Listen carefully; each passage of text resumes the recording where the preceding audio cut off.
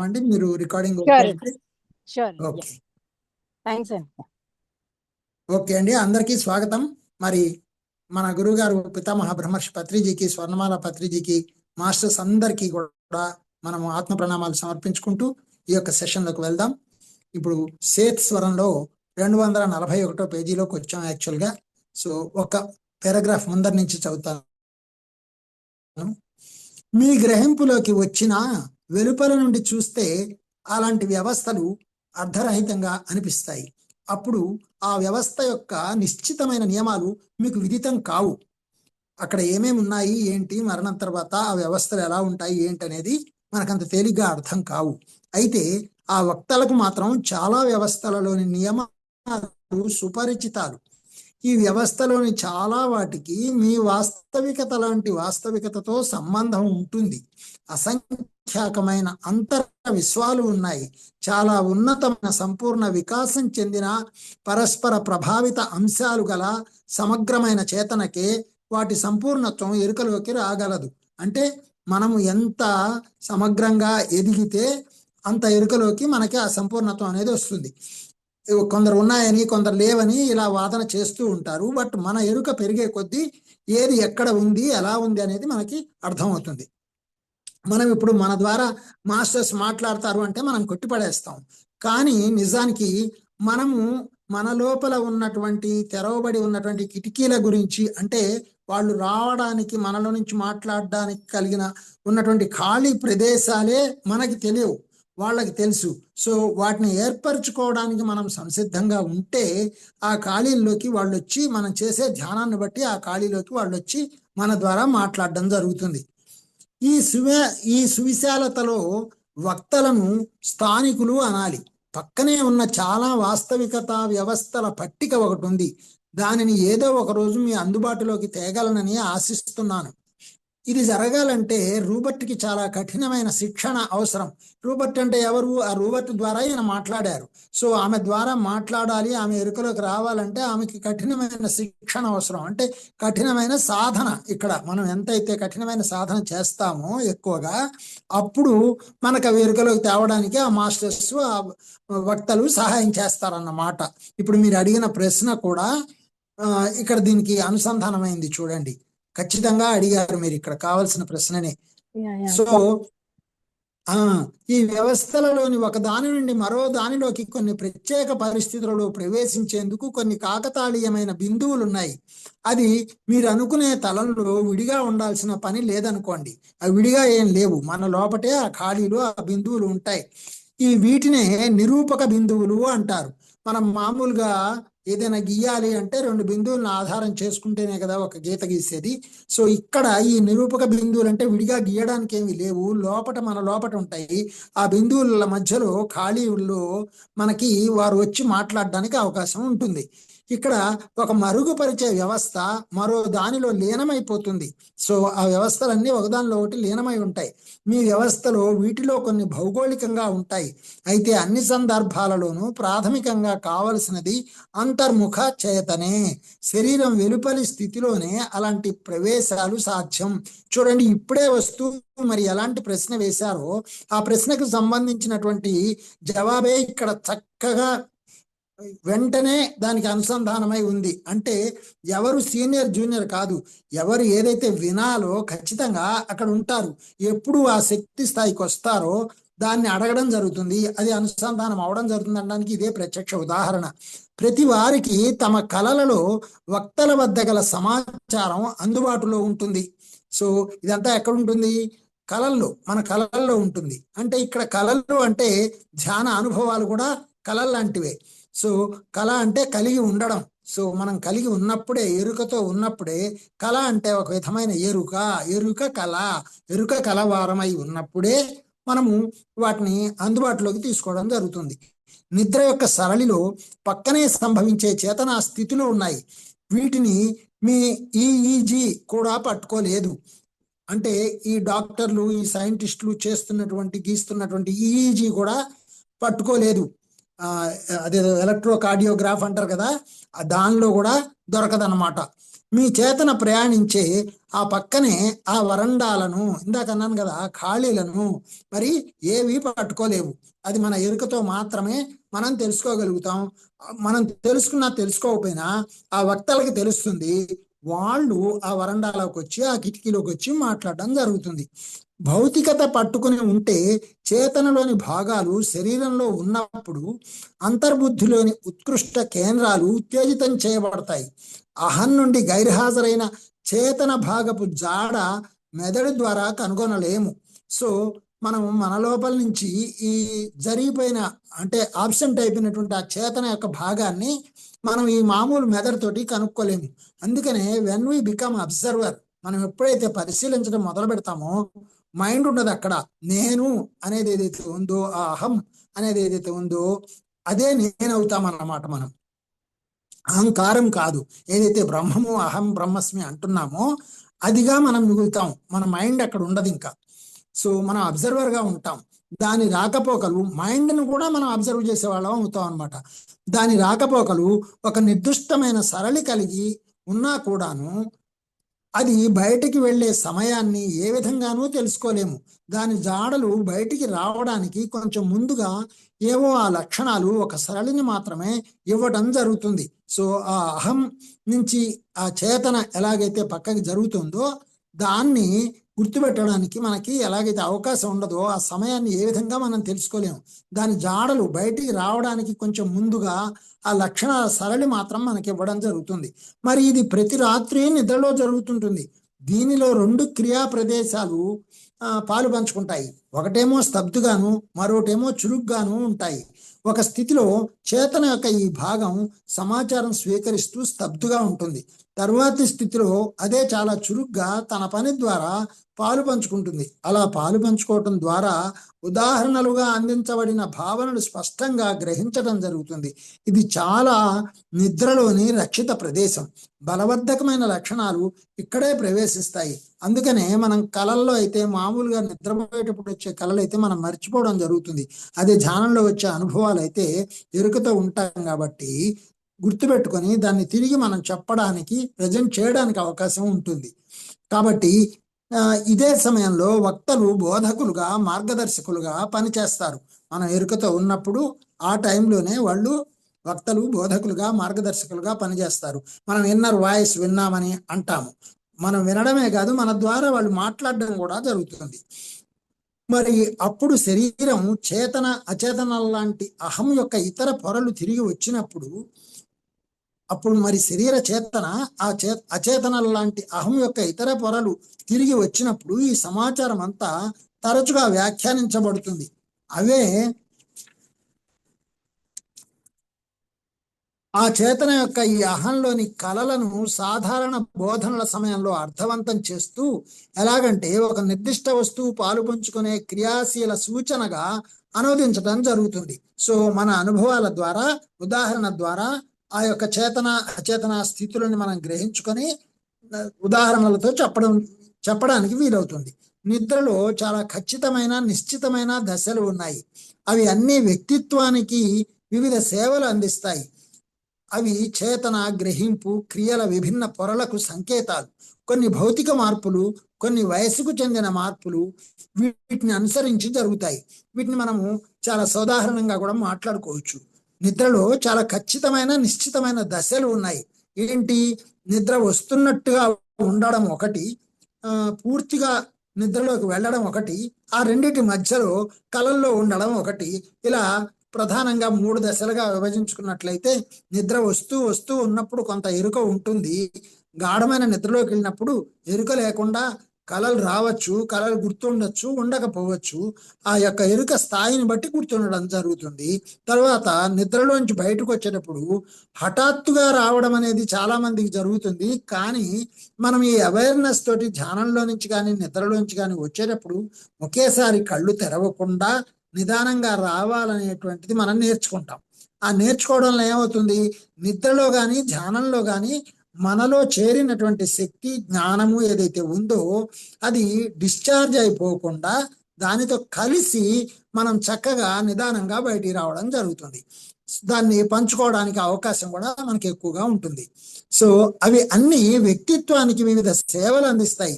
నిద్రలో ఉన్న దశలు మన యొక్క పర్సనాలిటీ కూడా చాలా సేవలను అందిస్తాయి. ఎలాగా మనకి చైతన్యవంతంగా కావడానికే కాకుండా మనకి ఎంతో ఆరోగ్యవంతంగా చేయడానికి ఒక రకంగాను, తర్వాత మనలో జరిగే మార్పులు ఏవైతే ఉన్నాయో వయస్సు ప్రకారం జరిగే మార్పులను అనుసరించి శరీరంలో వచ్చే మార్పులన్నింటినీ జాగ్రత్తగా గమనించడానికి, అలాగే మనం పొందినటువంటి జ్ఞానాన్ని పంచుకోవడానికి తగినటువంటి ఒక ప్రశాంతతని మనము నిద్ర తర్వాత పొంది ఉంటాము. అందుకనే రాత్రి ఎంత చికాగ్గా ఉన్నా పొద్దున్నే లేవగానే ప్రశాంతంగా ఉండడానికి కారణం ఏంటంటే నిద్రలో మనకి కావలసినంత శక్తి ఇవ్వబడింది. ఆ యొక్క సిస్టమ్ అంతా కూడా తగిన విధంగా తయారు చేయడం జరిగింది. దానికి కావాల్సినటువంటి రిపేర్స్ అన్నీ కూడా చేయడం జరిగింది అక్కడ. అలాగే ధ్యానంలో కూడా అవి చేతన గ్రహింపు క్రియల విభిన్న పొరలకు సంకేతాలు. కొన్ని భౌతిక మార్పులు, కొన్ని వయస్సుకు చెందిన మార్పులు వీటిని అనుసరించి జరుగుతాయి. తదుపరి అధ్యాయంలో వీటి గురించి ఇంకా వివరంగా చెప్తాను. చేతన వెలుపల నుండి అంతర్వాస్తవికతలోకి మారినప్పుడు నిర్దిష్టమైన దశలు, నిశ్చితమైన మార్పులు సంభవిస్తాయని తెలుసుకుంటే ప్రస్తుతానికి చాలు. అదే నేను చెప్పింది.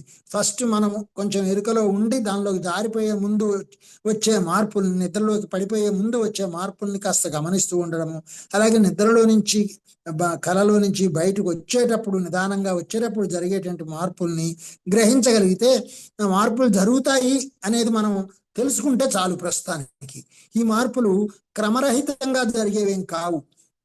చేతన తన గమ్యాన్ని ఒక ఊహించగల మార్గంలోనే చేరుకుంటుంది. దానికి తెలుసు ఎలా బయటికి రావాలి, ఎలా లోపలికి తీసుకెళ్లాలనేది ఆ యొక్క కాన్షియస్కి తెలుసు. యుగాలుగా వక్తలు ఈ వాతావరణాలను ఎలా ఉపయోగించుకోవాలో కలలు కనే వారికి చెబుతూనే ఉన్నారు. సో వాళ్ళు మన లోపల నుంచి మనకి సహాయం చేస్తూనే ఉన్నారు, ఆ బోధకులు, వక్తలు. ప్రస్తుత వ్యక్తిత్వానికి మంచి జరిగేలా ఆ సమాచారాన్ని ఎలా తెచ్చుకోవాలో కూడా వారికి బోధించడం జరిగింది. చాలాసార్లు మనము తొందరపడి మాట్లాడడము, కోపపడ్డము, చికాకు పడ్డము ఇలాంటివి జరిగినప్పుడు ఆ తర్వాత మనం ఎలాగైతే రియలైజ్ అవుతామో అవి మళ్ళీ సారీ చెప్పడమో లేకపోతే దాని గురించి ఆలోచించడమో చేస్తామో. సో ఇలాంటి దానికి మనం అనీజీగా ఉన్నటువంటి సమయాలలో జరిగే వాటికి ఈ నిద్రా సమయము, ధ్యాన సమయం ఏదైతే ఉందో చాలా చక్కగా సహాయం చేసి తగిన శక్తిని, సామర్థ్యాన్ని, వివేకాన్ని, విచక్షణని మనకి కలిగిస్తుందన్నమాట.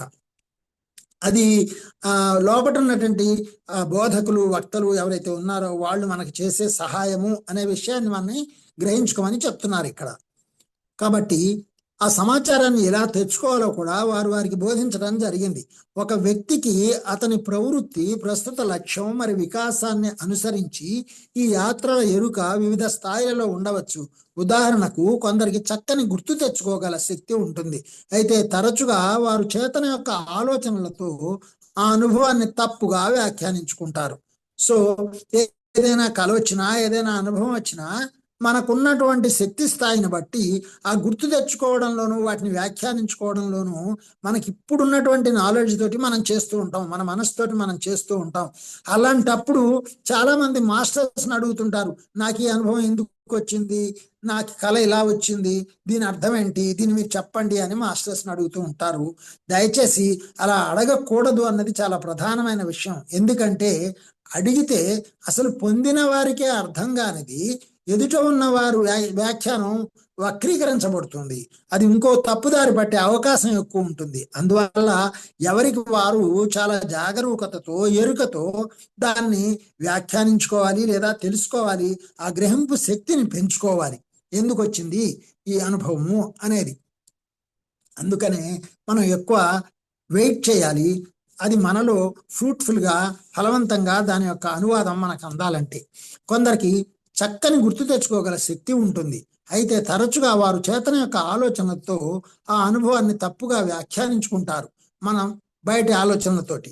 వక్త అయిన ఒక కలలుగనే వ్యక్తి కలల స్థితిలోని అంతర్వాస్తవికతతో సమస్యలు ఎదుర్కొనే మరో వ్యక్తికి సహాయపడేందుకు వెళ్ళడం సాధ్యమే. కాబట్టి లోపల నుంచి ఆ వక్తలు మనకి సహాయం చేయడం అనేది చాలా సాధ్యం. కాబట్టి వాళ్ళ యొక్క బోధని మనం వాస్తవికతతో ఆ సమస్యలను ఎదుర్కొనే శక్తిని ఆ వక్తల ద్వారా పొందడం మంచిది. దైవ రక్షకులు అనే భావనకు దీనితో చాలా గట్టి సంబంధం ఉంది.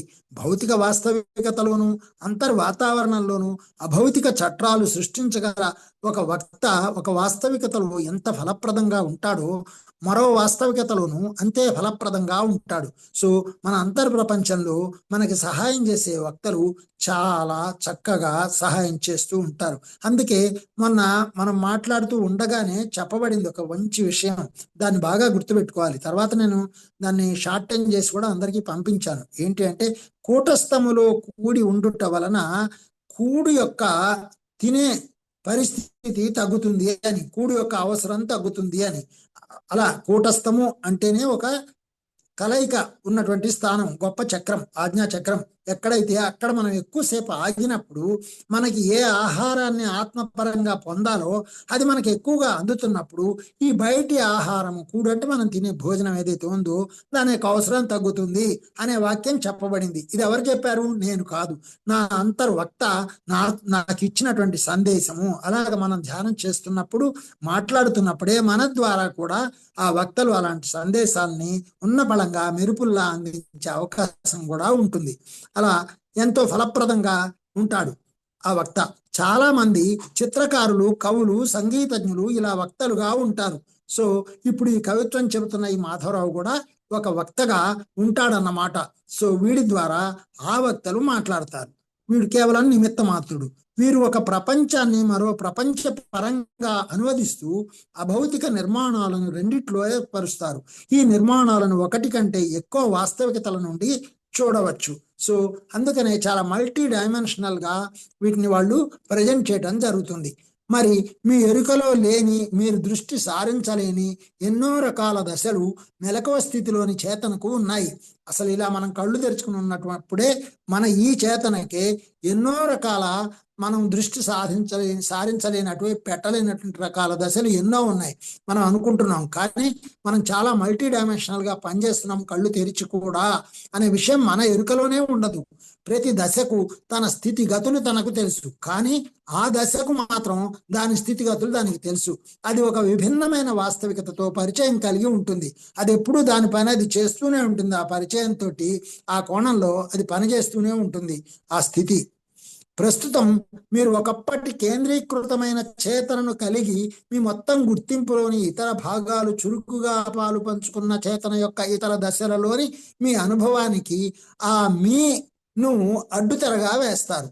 ఈ మీ, నేను అనే మీని దానికి అడ్డుతెరగా వేయటం వలన దాని దశలు ఏవైతే ఉన్నాయో అవి మనకి పరిచయంలో ఉండవు, అవగాహనలో ఉండవు.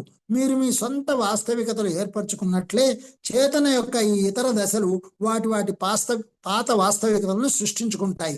మనం ఎలాగైతే దారి చేసుకొని మన చేతనతోటి మనం పని చేయడానికి ముందుకు వెళ్తూ ఉంటామో, ఆ యొక్క చేతన ఏదైతే మన ఎరుకలో లేనటువంటి చేతన మెలకువ స్థితిలో ఆ చేతన యొక్క దశలు ఏవైతే ఉన్నాయో అవి వాటి పని అవి చేసుకుంటూ పోతాయి. దీనికే సేత్ గారు చెప్పారు ఏంటి అంటే, మీరు కోరుకునే మీ రోజువారీ జీవితాన్ని, మీ మనస్సుకు సంబంధించిన చేతన యొక్క పనులని నేను ఏమాత్రం కూడా తాకకుండా, వాటిని ఏమాత్రం ఇబ్బంది పెట్టకుండా నా పని నేను చేసుకుంటూ పోతాను అంటే ఆ చేతన అన్నమాట. తను వివిధ చేతనల ద్వారా ఒకేసారి మన ద్వారా పనిచేయడం జరుగుతూ ఉంటుంది అనేది మనం అర్థం చేసుకోవాలి. చేతన యొక్క ఉప ఉత్పత్తులే వాస్తవికతలు. అంటే ఒకవేళ వాటి ఎరుక కానీ మీకు కలిగితే విభిన్న కార్యకలాపాలు జరిగే క్షేత్రాలుగా కన్నా మీకు అవేదో కొత్త ప్రదేశాలలా అనిపిస్తాయి. ఆ క్షేత్రాలలోకి గనక మీరు తరచి చూస్తే మీ సొంత వ్యవస్థ యొక్క మూల భావనలతో వాటిని గ్రహించేందుకు బలవంత పట్టబడతారు. ఉదాహరణకు ప్రేమ, ఆదరణ లాంటి అనుభూతులు వెచ్చని ఆశ్రయాలు లేదా భవనాలుగా అనువదించబడతాయి. అదే భయానికి చెందిన అనుభూతులైతే రాక్షసుల ప్రతిబింబాలుగా మలచబడతాయి. సో అలాగే ఎప్పుడైతే మనలో ఉండే భావాన్ని బట్టి ఆ యొక్క స్థితులు, గతులు మనకి వాస్తవికతలోకి అనువదించబడుతూ ఉంటాయి. ఇప్పుడు ఉదాహరణకి నేను ఇందాక ఒకటి చెప్పాలా వద్దా అనే దాన్ని పక్కన పెట్టాను. అది ఇప్పుడు ఇక్కడ లింక్ అయింది, చెప్పాలి అని వచ్చింది కాబట్టి చెప్పడం జరుగుతుంది. ట్రైన్లో వచ్చేటప్పుడు గుంటూరు దగ్గరకు వచ్చాక ఒక ఆవిడ బుట్ట నిండా పెద్ద గంపలు అరిసెలు బూరెలు అవి పెట్టుకొని వచ్చారు, వేడివేడిగా తీసుకొని వచ్చారు. వస్తే ఆమె అలా అరుస్తూ ముందుకు వెళ్ళిపోతూనే ఉంది. ఇక మేము మాట్లాడుకుంటున్నాం, వెళ్ళిపోయింది. వెళ్ళిపోగానే నేను అన్నాను, కొంచెం ఆవిడని పిలవండి అన్నాను. వెనక్కి వచ్చారు. వచ్చాక రేట్ అడిగాను. అడిగితే చెప్పారు 50 రూపాయలకి 4 ఏదో అన్నారు. అయితే ఒక 50 రూపాయలు ఇవ్వండి, అరిసెలు ఇవ్వండి అన్నాను. అవి కవర్లో పెట్టి లేవు, చాలా ఓపెన్గా ఉన్నాయి. అలా ఓపెన్గా తెచ్చారేంటమ్మా, కవర్లలో పెట్టుకొని తేవచ్చు కదా అంటే, సార్ ఇవి చేసుకొని వేడివేడిగా తీసుకొని రావడానికే టైం సరిపోయింది, మరి కవర్లలో పెట్టేంత వ్యవధి కూడా లేకపోయింది అన్నారు.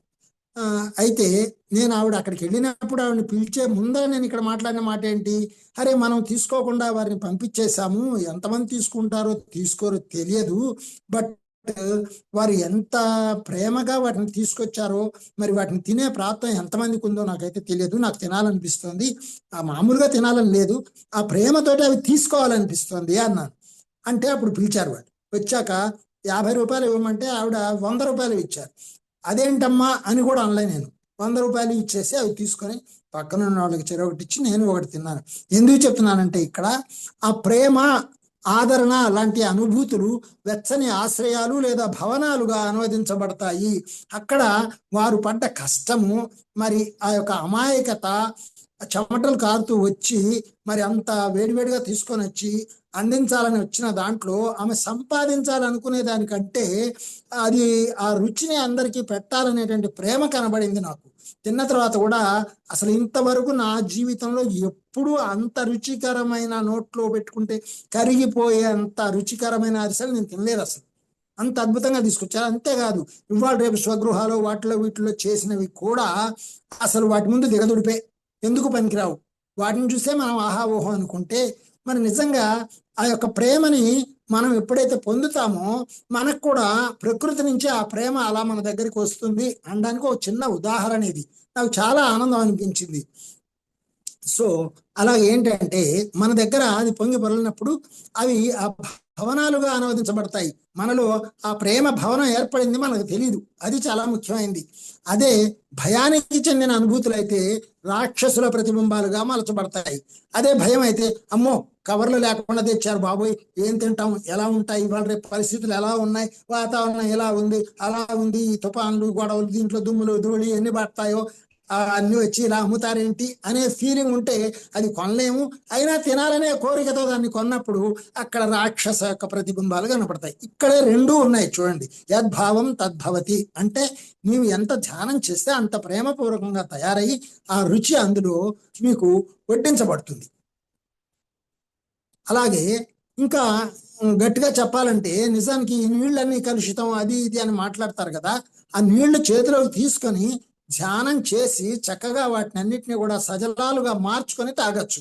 మనకి తొందర ఎందుకు, వాటిని అలా మార్చుకొని దానిలో ఏదున్నా సరే ఆ భగవంతుడు, ఆ చైతన్యము దాన్ని శుద్ధిపరచుగాక అని ఒక్క మాట అనుకుంటే చాలు. మాటే మంత్రం అవుతుంది. ధ్యానం చేసే వాళ్ళకి మాటమే ధ్యాస అంటే ఇదే. మాటే మంత్రమై ఆ యొక్క దివ్య శక్తిని మనం అందులో ప్రతిబింబింపజేసి ఆ చేతనను అందులో ప్రవేశపెట్టి మన మానసికమైనటువంటి దివ్యమైన చేతనను అందులో పెట్టి మనం తీసుకోవాలి ఏ పదార్థాన్నైనా.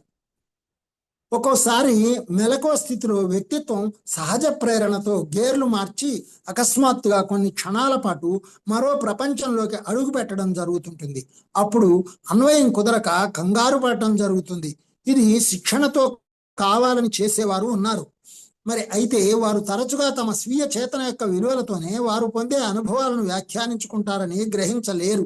సో మనం ఏదైనా వ్యాఖ్యానం చేసుకున్నామంటే మన చేతనకు సంబంధించిన విలువలతోటే, అనుభవంతో మనం వ్యాఖ్యానం చేసుకుంటాం. కాబట్టి మనం ఎంత ప్రేమపూర్వకంగా మనము ఆ ప్రకంపనలోకి తీసుకెళ్తే అంత చక్కటి వ్యాఖ్యానం చెప్పుకోగలగడానికి, ఆ శక్తిని పొందడానికి అవకాశం ఉంటుంది.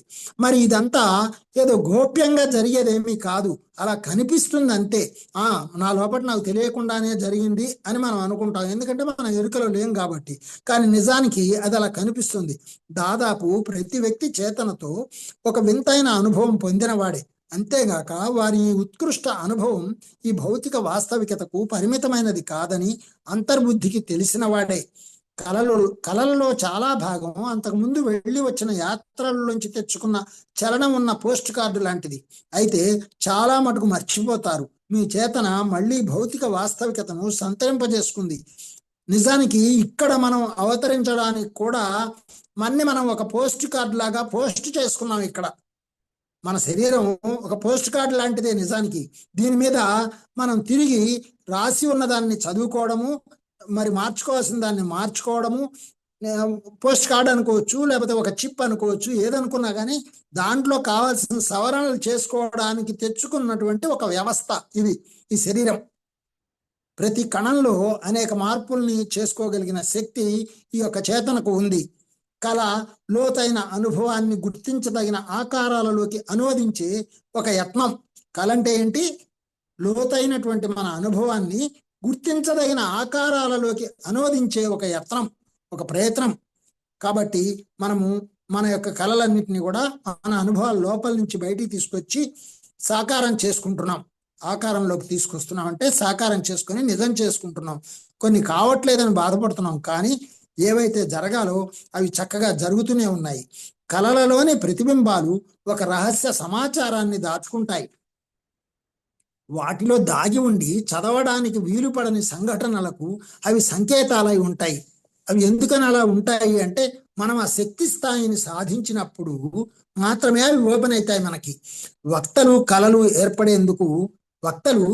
ఏర్పడేందుకు సహకరిస్తారు. ఆ బోధకులు ఎవరైతే ఉన్నారో మనకి కళలు రావడానికి సహకరిస్తారు.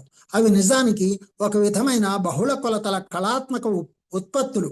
సో కళలన్నీ కళాత్మక ఉత్పత్తులు. ఎందుకంటే ఈ కళలన్నీ అనుభవాలుగా వచ్చి రాలిపోవాలి. మనం కళలు కని తీరాలి అంటే మనము కళలు కంటూనే ఉంటాము, కానీ ఎరుకలో లేము. ఇప్పుడు ఆ వక్తల యొక్క సహాయం తీసుకుంటే గనక, తీసుకోవాలనేది మనకి ఇప్పుడు తెలిసింది కాబట్టి తీసుకుంటే మన యొక్క బహుళ కొలతల యొక్క కళాత్మక ఉత్పత్తులే మన కళలు.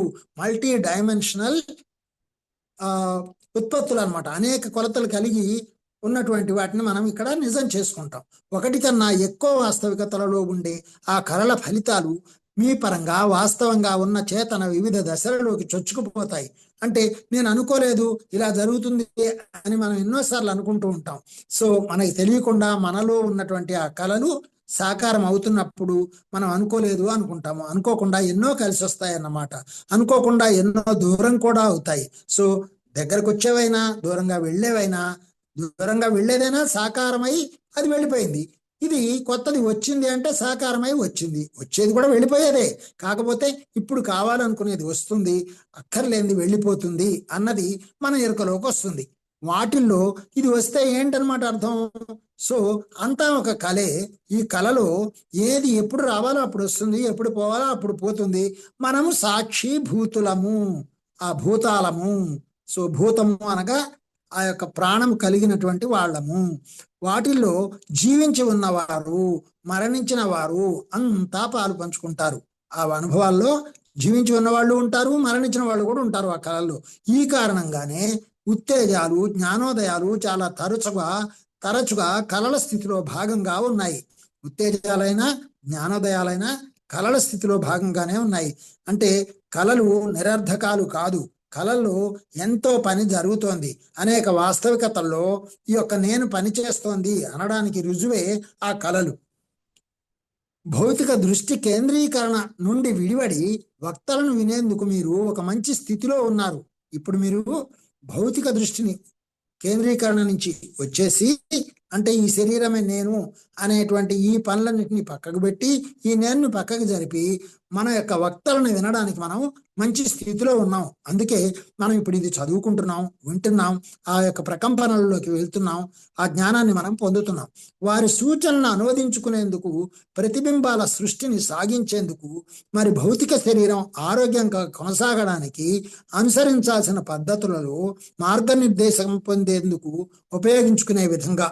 సో ఇదంతా ఎందుకు చేస్తున్నాం? మనము ఈ యొక్క స్థితిలో ఆరోగ్యాన్ని పొందడానికి, మరి ఆనందాన్ని చక్కగా అనుభూతి చెందడానికి, అది కొనసాగడానికి, మార్గనిర్దేశం పొందడానికి ఉపయోగించుకునే విధంగా మనం ఆ వక్తలతో అనుసంధానంలో ఉంటాం. నిద్రలోని అత్యంత రక్షిత ప్రదేశాలలో వాస్తవికత పొరలలోని చాలా వాటి నడుమ హద్దులు చెరిగిపోతాయి. సో మన లోపల నిద్రలో ఉన్నటువంటి రక్షిత ప్రదేశాలలో ఆ హద్దులు చెరిగిపోయి ఆ రక్షణ చర్యలన్నీ జరిగి మనం ఎంతో ఆరోగ్యవంతంగా హాయిగా తయారవుతాం. ఉదాహరణకు మీకు కొన్ని సంభావ్యత వాస్తవికతలు ఎరుకలోకి వస్తాయి. ఏ సంభావ్యత చర్యలకు మీరు మీ వ్యవస్థలో ఒక యథార్థత కల్పించాలని ఆశిస్తారో వాటినే ఎంపిక చేసుకుంటారు. కలల స్థితిలో ప్రతిమా సంభావ్యత చర్యలను అనుసరిస్తారు. సో మనకి 1 2 3 4 5 అలా ఎన్నో ఆప్షన్స్ ఉంటాయి. కానీ వాటిల్లో దేన్నైతే ఎంచుకోవాలో అది మాత్రమే ఈ వాస్తవికతలో ఎంచుకుంటాం. మిగిలినవన్నీ మనకి అవసరమైనవన్నీ కూడా ఆ కళల ప్రపంచంలో అవి ఆ వాస్తవాలు నిరూపితమై జరగడం జరుగుతుందన్నమాట. అక్కడ ఏర్పడతాయి అవి. సో ఏది జరగకుండా పోదు. మనకి ఎన్ని అయితే ఆప్షన్స్ ఉన్నాయో, సంభావ్యతలు ఉన్నాయో అవన్నీ జరుగుతూనే ఉంటాయి. ఇక్కడ ఏదైతే మన చేతి ముందు, మన కళ్ళ ముందు, మన చేతిలోకి రావాలో అది మాత్రమే వస్తుంది. ఎందుకంటే దేన్నైతే మనం గట్టిగా కోరుకున్నామో అదే జరుగుతుంది అన్నమాట. అయితే ఇక్కడ గట్టిగా కోరుకోవడం అంటే గట్టిగా ఒక అనుమానం కూడా ఉంటే ఆ అనుమానంగా ఉన్నదే ముందు జరుగుతుంది అన్నమాట. ఎందుకంటే మీరు ఎక్కువ భయపడుతూ ఉన్నట్టయితే రాక్షస ముద్రలు వస్తాయని ఎలాగైతే చెప్పారో, అనుమానంతో అలా అవుతుందేమో అనేది కనుక గట్టిగా పట్టుకొని కూర్చుంటే అదే ముందు ఈ కళ్ళ ముందు జరుగుతుంది.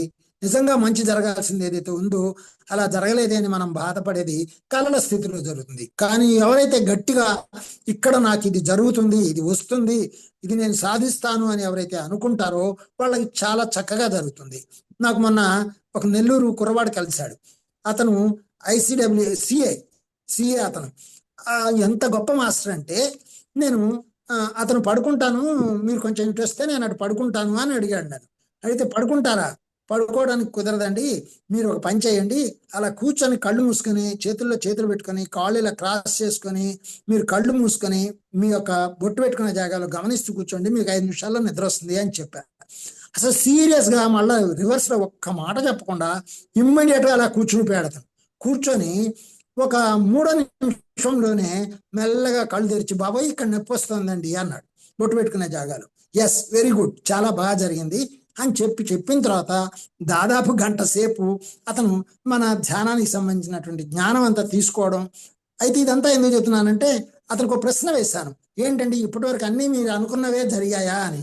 ఎస్ సార్, నేను అనుకున్నవే జరిగాయి, జరుగుతున్నాయి, నేను ఏదనుకుంటే అది జరుగుతున్నది అన్నాడు. అయితే మరి మీరు నేను చెప్పినప్పుడు కళ్ళు మూసుకొని కూర్చునేటప్పుడు అక్కడే ఎందుకు దృష్టి పెట్టాలి, అలా ఎందుకు కూర్చోవాలి అని ఒక్క ప్రశ్న వేయకుండా వెంటనే ఎందుకు కూర్చున్నారు అని అడిగాను.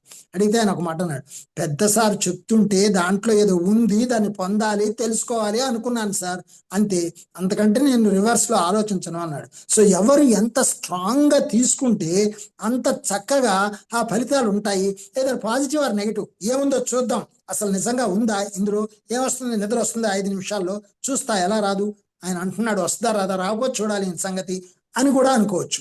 ఎట్లా అనుకున్నా రిజల్ట్ మాత్రం ఒకటే. అయితే దాంట్లో ఉండే కష్టాలు దాంట్లో ఉంటాయి, దీంట్లో ఉండే కష్టాలు దీంట్లో ఉంటాయి, దాంట్లో ఉండే లాభాలు దాంట్లో ఉంటాయి, దీంట్లో ఉండే లాభాలు దీంట్లో ఉంటాయి. కాబట్టి ఎవరు ఏ మార్గాన్ని ఎంచుకుంటారు అనేది ఈ ఉపరితల చేతనకు సంబంధించిన విషయం. ఏది ఎంచుకోవడం తప్పు కాదు. అలాగా ఏమండి చెప్పండి. భయం అన్నారు కదా, భయము అనేది ఏంటి అంటే జాగ్రత్త కూడా అయి ఉండొచ్చు కదండి. ఇప్పుడు ఏమో అనుమానం ఉండొచ్చు, అంటే జాగ్రత్త మేబీ అనుమానం, డౌట్స్ అంటే అది కూడా సిమిలర్. ఇప్పుడు ఏమో కదా అనేది కూడా ఉంటది కదండి. అనుమానం భయంతో, జాగ్రత్త తోటి భయపడుతూ ఉండొచ్చు కదా. సో అది పెరిగి పెరిగి పెద్దగా అయిపోతుంది ఆ భయము, అంతేనా? జాగ్రత్తకి భయానికి మధ్యలో ఒక చిన్న పొర ఉంది. ఎట్లా చిన్న పొర ఉంది. ఎట్లా అంటారు? ఎట్లా అంటే చెప్తాను. చెప్పులు వేసుకొని వెళ్ళేవాడికి చెప్పులు వేసుకొని వెళ్ళడం అనేది జాగ్రత్త. చెప్పులు లేకుండా ముళ్ళ దారిలోకి ఎవడు వెళ్ళాడు కదా. కరెక్ట్. కానీ అక్కడ భయం అంటే ఏంటంటే, ఇప్పుడు చెప్పులు లేకుండా వెళ్ళవలసిన పరిస్థితి వచ్చింది. అప్పుడు చూసుకొని వెళ్ళేటప్పుడు ఉండే భయం జాగ్రత్తతో కూడిన భయం, అంతేగాని అది భయం కాదు. అయితే ఇక్కడ భయం ఎలా ఉంటుంది అంటే, అయ్య బాబోయ్ ఇప్పుడు అడవిలోకి వెళ్తున్నా చూస్తున్నాను, ఏ పామో ఏ సింహమో ఏ పులో ఏదన్నా నా మీద పడుతుందేమో అనేది ఎక్కువగా ఉందనుకోండి, ఖచ్చితంగా వాడి మీద అది పడుతుంది అనమాట. అది భయం, జాగ్రత్త లేదు అక్కడ. అది పోవాలంటే ఏం చేయాలండి? ఏదైనా భయం పోవాలి అని. అయితే ఇప్పుడు వాడి యొక్క చేతన యొక్క శక్తి స్థాయిని బట్టి ఉంటుంది, దాన్ని నువ్వేం మార్చలేము. అలా ఎన్నోసార్లు పులి వాతన పడ్డవాళ్ళు కూడా ఉన్నారు కదా, మరి పాము వాతన పడ్డవాళ్ళు కూడా ఉన్నారు కదా, ఆ భయం వల్లనే. అంతే, అదేం తప్పు కాదు, తర్వాత జన్మలో తెలుసుకుంటారు వాళ్ళు, అంతే. ఇప్పుడు ఉన్న వాళ్ళకి పోవాలంటే ధ్యానంలోకి వచ్చాం కదా, కాబట్టి ఏంటి అంటే ధైర్య సాహసే లక్ష్మి, ఏది విజయలక్ష్మి కదా. కాబట్టి భయం అనేది అవసరం లేదు. నీ లోపలి ధైర్యానికి ధైర్యాన్ని ఇవ్వలేను అని రాశాను. నీ లోపలే ఉంది ధైర్యం, దానికి నేను ధైర్యాన్ని ఎలా ఇస్తాను? అది ఎంత ఉంటే అంతే ఉంటుంది, నేను ఇస్తే పెరగదు అది. అదేనండి, మనది మనము కొంచెం కాబట్టి మనది. చెప్పండి. జ్ఞానము ద్వారా శక్తి స్థాయి పెరుగుతుంది, ధ్యానం ద్వారా జ్ఞానం ద్వారా శక్తి యొక్క సామర్థ్యం యొక్క స్థాయి పెరుగుతుంది అనమాట. దానికే జన్మలు పట్టేది. వాళ్ళు రావట్లేదు వినట్లేదు అని మనం బాధపడుతున్నామంటే మనం రావడానికి ఎంత టైం పట్టింది మనకి, అది ఆలోచించట్లేదు మనం. ఇప్పుడు వాళ్ళ గురించి ఆలోచిస్తున్నాం. అందుకని అసలు ఇంకొకళ్ళ గురించి ఆలోచించేది ఏం లేదు. నిన్ను నువ్వు ఎంత పెంచుకుంటావో పెంచుకో, ఎవరికైనా ఒక్కసారి చెప్పు, రెండోసారి కూడా చెప్పొద్దని చెప్పారు గురువు గారు. అందుకని నీ సమయాన్ని వృధా చేసుకోవద్దు. వినేవాడైతే వింటాడు, విననివాడైతే వినడు. నువ్వు ఎత్తి పగల కొట్టుకుంటే పోయేది నీ తలే కదా. అంతేలేండి, అంతే కదా, అంతే కదా. కాబట్టి అట్లా భయమైనా జాగ్రత్త అయినా ఏదైనా దాన్ని మనం పెంచుకో. ఇప్పుడు అలా అని చెప్పులు లేకుండా అడవిలో పడి పరిగెత్తమంటే పరిగెడతారా ఎవరైనా? అది జాగ్రత్త, అక్కడ జాగ్రత్త కావాలి. ఓకే, ఒక ప్లేస్ లోకి వెళ్తున్నాము, ఒక సిచ్యువేషన్ లోకి దారి చేసుకుంటూ వెళ్ళాలి. ముందు జాగ్రత్తలు తీసుకొని ఉండాలి, అవేర్నెస్ తో ఉండాలి.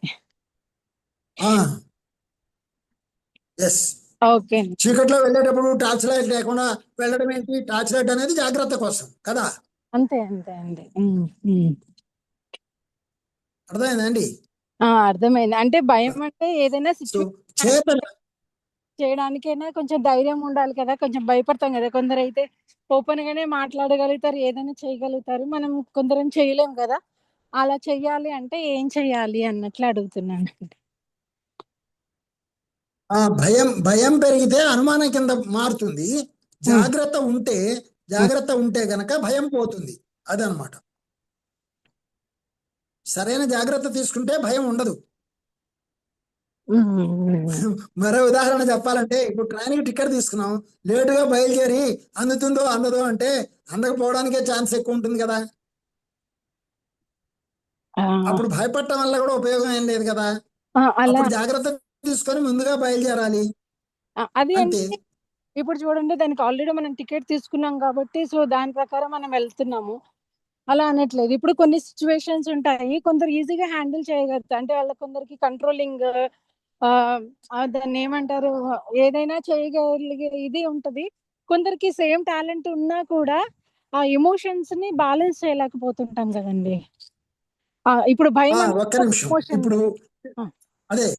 ఇప్పుడు ఈ ఉదాహరణ ఇక్కడ చెప్పుకోవచ్చు. ఏంటంటే, నేను టికెట్ తీసుకున్నాను, ట్రైన్ కి 2 గంటల ముందే అక్కడికి చేరుకునేటట్టుగా, ట్రైన్ స్టార్టింగ్ టైం కి 2 గంటల ముందో గంట ముందో నేను చేరుకునేటట్టుగా ప్లాన్ చేసుకున్నాను జర్నీ. ఓకే,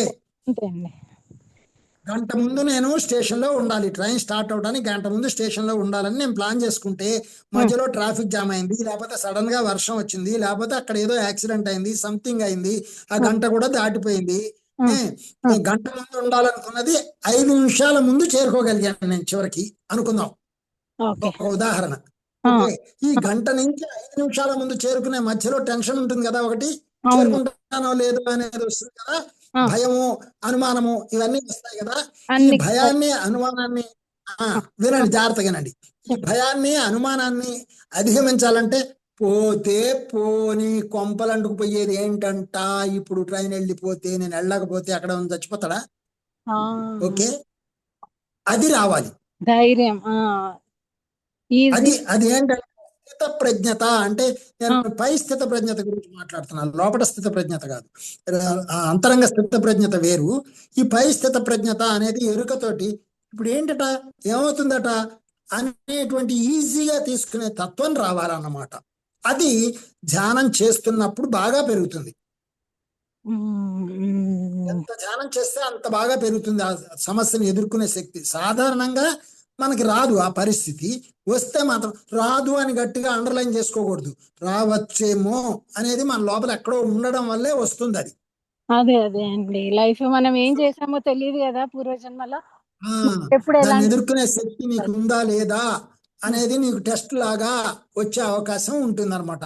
ఏ అనుభవాన్నైనా హాయిగా ఆనందంగా నువ్వు తీసుకున్నావా లేదా, యాక్సెప్టెన్స్ అనేది వేరే ఏమి లేదు, ఇదే అనమాట. ఓకే అయితే ఏంటట, ఓకే అయితే ఏంటట, అలా ఉండాలన్నమాట. ఏదున్నా మన చేతిలో ఉండే చేయాలి, కానీ ఎమోషన్స్ ని బ్యాలెన్స్ చేసుకునే స్ట్రాంగ్ ఇది స్ట్రెంగ్త్ రావాలి మెంటల్ గా.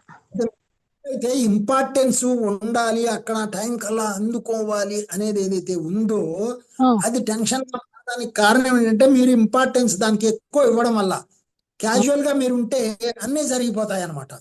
Okay, let the things happen by as it is. ఏది జరగాలో జరుగుతుంది, ఖచ్చితంగా నా ద్వారా ఏది జరగాలో దానికి సంబంధించిన అరేంజ్మెంట్స్ అన్ని ప్రకృతి చేస్తుంది.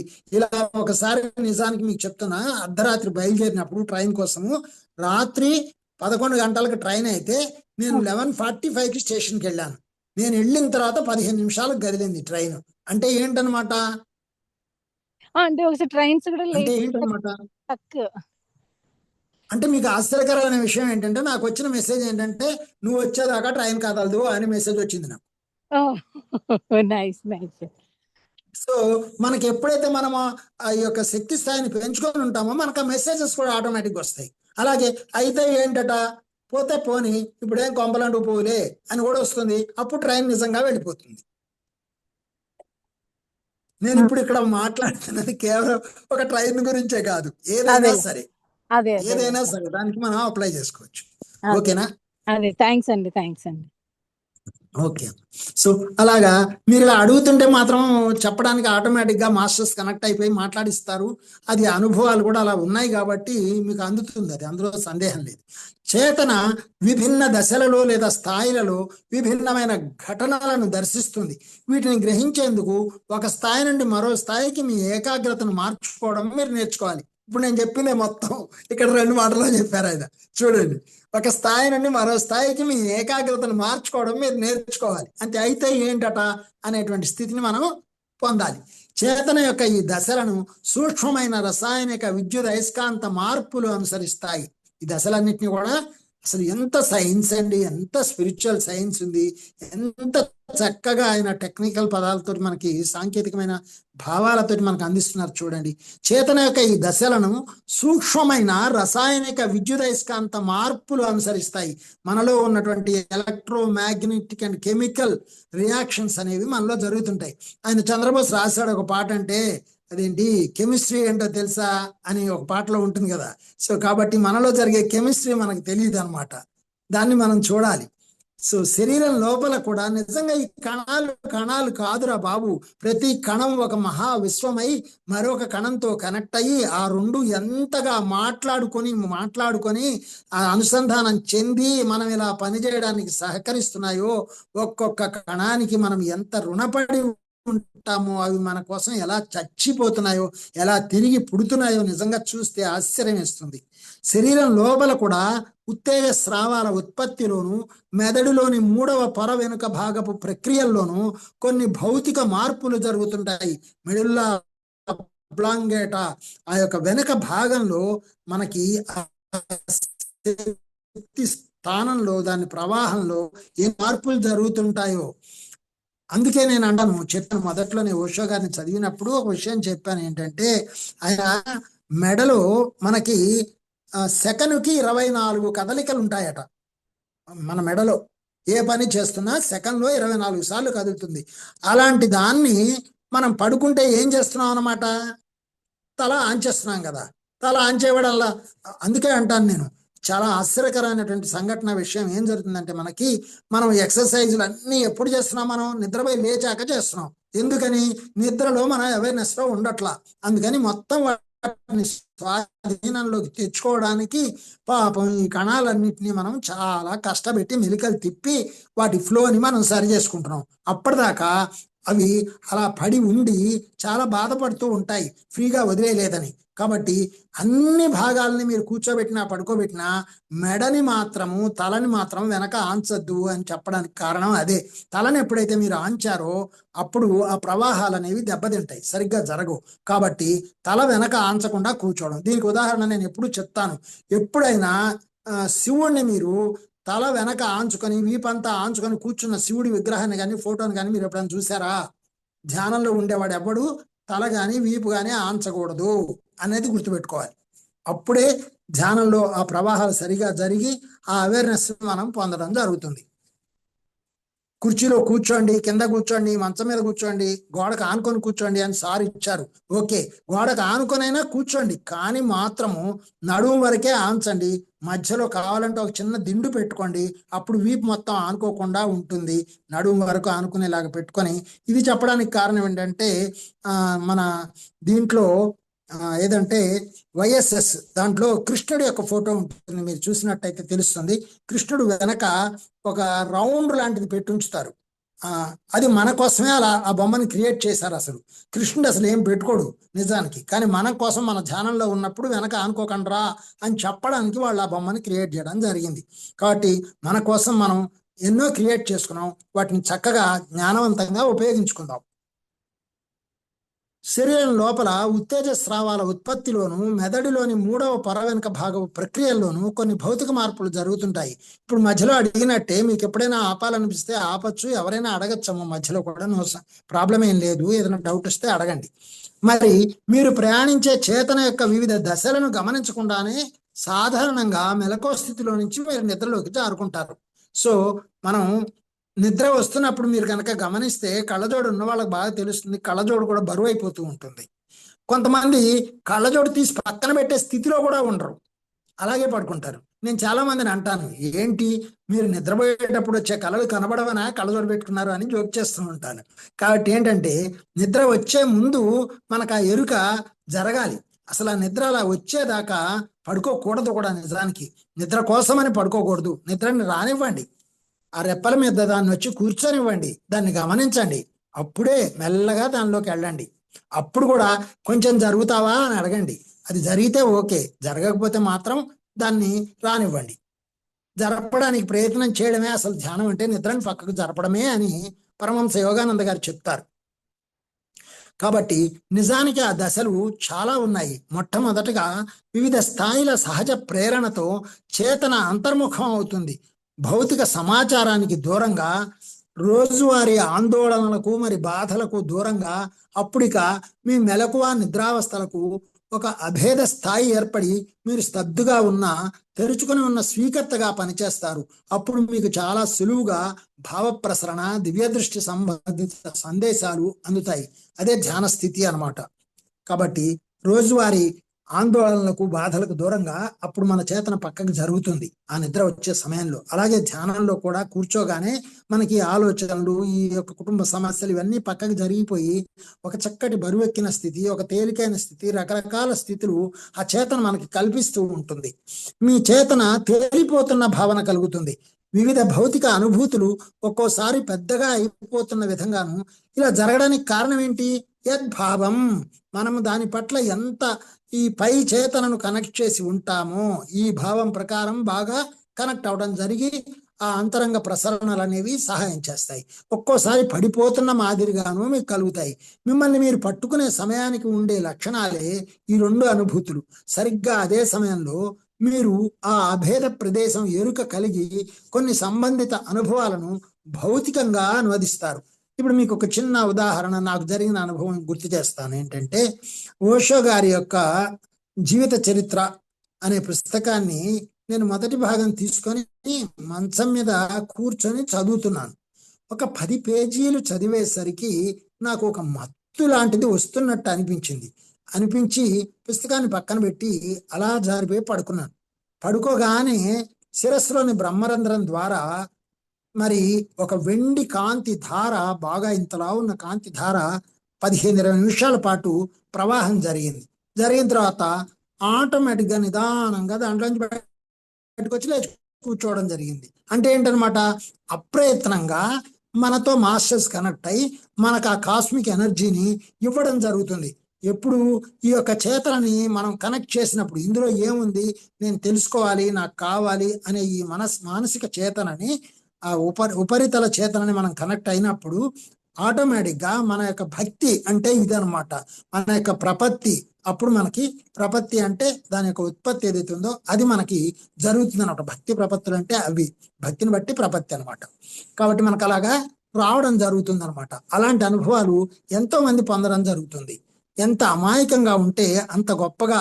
అమాయకంగా అంటే ఏంటి, మిగతా బయట ప్రపంచంతో సంబంధం లేకుండా మనం చదువుతున్నా, రాస్తున్నా, చేస్తున్నా ఆ పనితోటి అనుసంధానమై ఉన్నప్పుడు దానిలో నుంచి ఆ చేతన యొక్క శక్తి మనకి అందుతుందన్నమాట. ఒక్క క్షణం. పర్వాలేదు, ఓకే అండి, కట్ చేశాను, ఫోన్ మళ్ళీ మాట్లాడచ్చు. కాబట్టి ఉదాహరణకు మీ చేతన తేలిపోతున్న భావన కలుగుతుంది.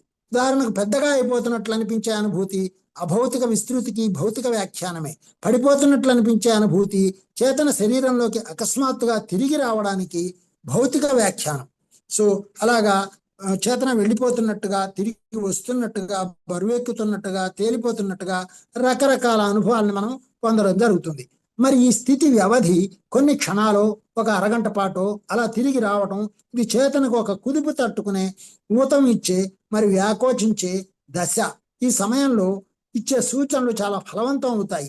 ఈ సమయాన్ని అనుసరిస్తూ సంభవించగల క్రియాత్మక స్థితి ఉంటుంది. అదే మిథ్యా కలలుగనే స్థితి. ఇందులో మొదటి 2 దశలు పట్టుకొని ఉండగల శరీరానికి చెందిన విషయాలలో మనసు నిమగ్నమై ఉంటుంది.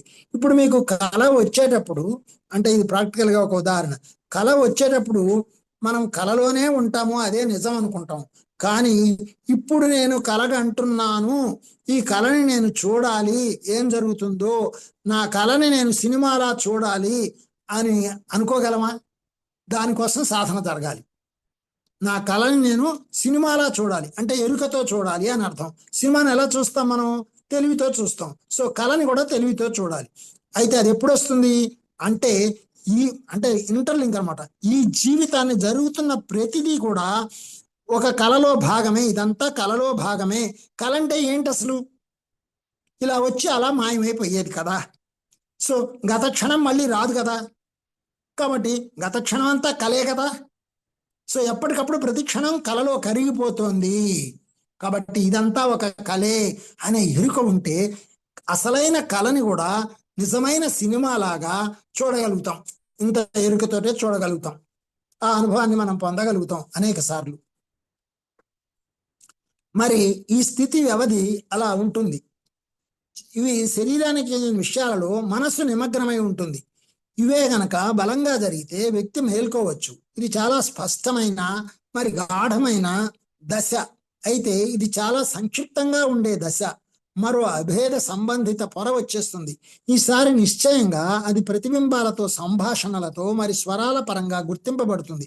ఎందుకంటే ఇలాంటప్పుడు ఇతర సందేశ ప్రక్రియలతో చేతన బలంగా శృతి కలుపుతుంది.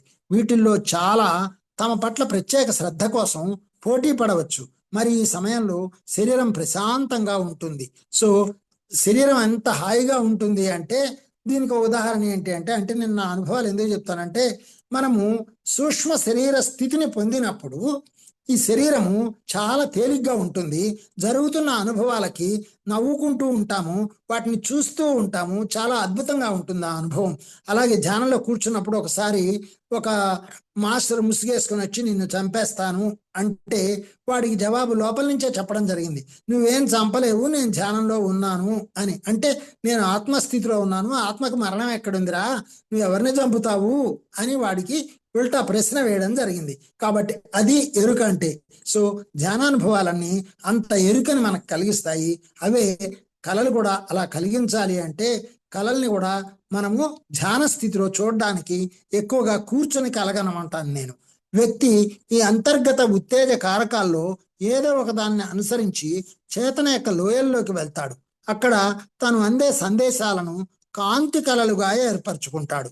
నేను మౌనము, కాంతి అనే పదాలను ఎక్కువగా ఉపయోగిస్తుంటాను రాసేటప్పుడు. ఎందుకంటే ముఖ్యంగా ఆ యొక్క దివ్య కాంతిలో నుంచి, ఆ మౌనంలో నుంచే మాటలు అనేవి పుడతాయి.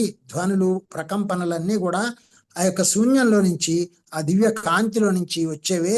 కాబట్టి అలా వినడం ఎలాగా అనేది తెలుసుకోవాలంటే అక్కడి నుంచి మనం ధ్యానం ద్వారా వింటూ వాటిని మాట్లాడాలి. మరి ఈ సమయంలోనే ఎప్పుడు నిద్రలోని అత్యంత రక్షిత ప్రదేశానికి వెళ్తాడు. సో నిద్రలో మనము చాలా రక్షిత ప్రదేశానికి ఆ కాన్షియస్ అనేది వెళ్ళడం జరుగుతుంది. అంటే ఇతర వాస్తవికతల పొరలలోకి, సంభావ్యతలలోకి వెళ్ళి గడప దగ్గర ఉన్నాడు. ఈ ప్రదేశంలో మీకు తెలిసిన కాలం అన్నది అతనికి అసందర్భమైపోతుంది. కొన్ని నిమిషాలే జరిగినప్పటికీ అతనికి కొన్ని సంవత్సరాల అనుభవం కలగవచ్చు. అతను అప్పుడు భౌతిక శరీర వాస్తవికత వైపు, మీ శాస్త్రజ్ఞులు గుర్తించిన REM నిద్ర అనే ప్రదేశం వైపు తిరిగి వస్తాడు. అతను పొందిన జ్ఞానాన్ని వినియోగించుకుంటూ భౌతికత సంతరించుకున్న కళల ఉత్పత్తులు చేసుకోవటం ఇక్కడే జరుగుతుంది. సో ఆ ప్రదేశంలోనే మనము అంతరంగ లోకాల్లోకి వెళ్ళి ఆ కాలానికి అతీతంగా అక్కడ ఉన్నటువంటి మన మనకు అవసరమైనటువంటి ఉత్పత్తుల్ని బయటికి తెచ్చుకోవడానికే మనం ఈ యొక్క అనుభవాల్ని, కళల్ని కంటాము. కాబట్టి ఈ చక్రం మళ్ళీ మళ్ళీ జరుగుతుంటుంది. దాదాపు ఇలాంటి ఊగిసలాటలే, ఈ దశలే మీ మెలకువ స్థితిలో సైతం సంభవిస్తూ ఉంటాయి. సో మెలకువ స్థితిలో కూడా మనకి కాస్త ఊగిసలాటలు ఉన్నాయి అంటే మనము ఏది అసలు వాస్తవికతలోకి తెచ్చుకోవాలి అనేది ఇంకా మనం సరిగ్గా ఎరుకలోకి తెచ్చుకోలేదని అర్థం. అయితే వీటి ఎరుక మీకు మరీ తక్కువగా ఉంటుంది. ఎందుకంటే అహంకారపూరిత అహమే ఉద్దేశపూర్వకంగా ఆ ఇతర ప్రదేశాల అనుభవాలను తెరమరుగు చేస్తుంది. సో మనకు అందకపోవడానికి కారణం ఏంటి? ఈ నేను గ్రేట్, నేను చాలా సాధించాను, నాకు చాలా వచ్చింది, చాలా తెలిసింది, ఇంకేముంది లేదు, ఇంతే కదా, ఇలాంటి భావాలు మనకి తెలియకుండానే ఈ అహానికి ఏర్పడటం జరుగుతుంది. అందుకనే ఓషో అంటాడు, జ్ఞానం చాలా ప్రమాదకరమైంది అని. కాబట్టి ఏంటి అంటే నేను పొందేశాను అనుకుంటే ఇంకేమీ ఉండదు.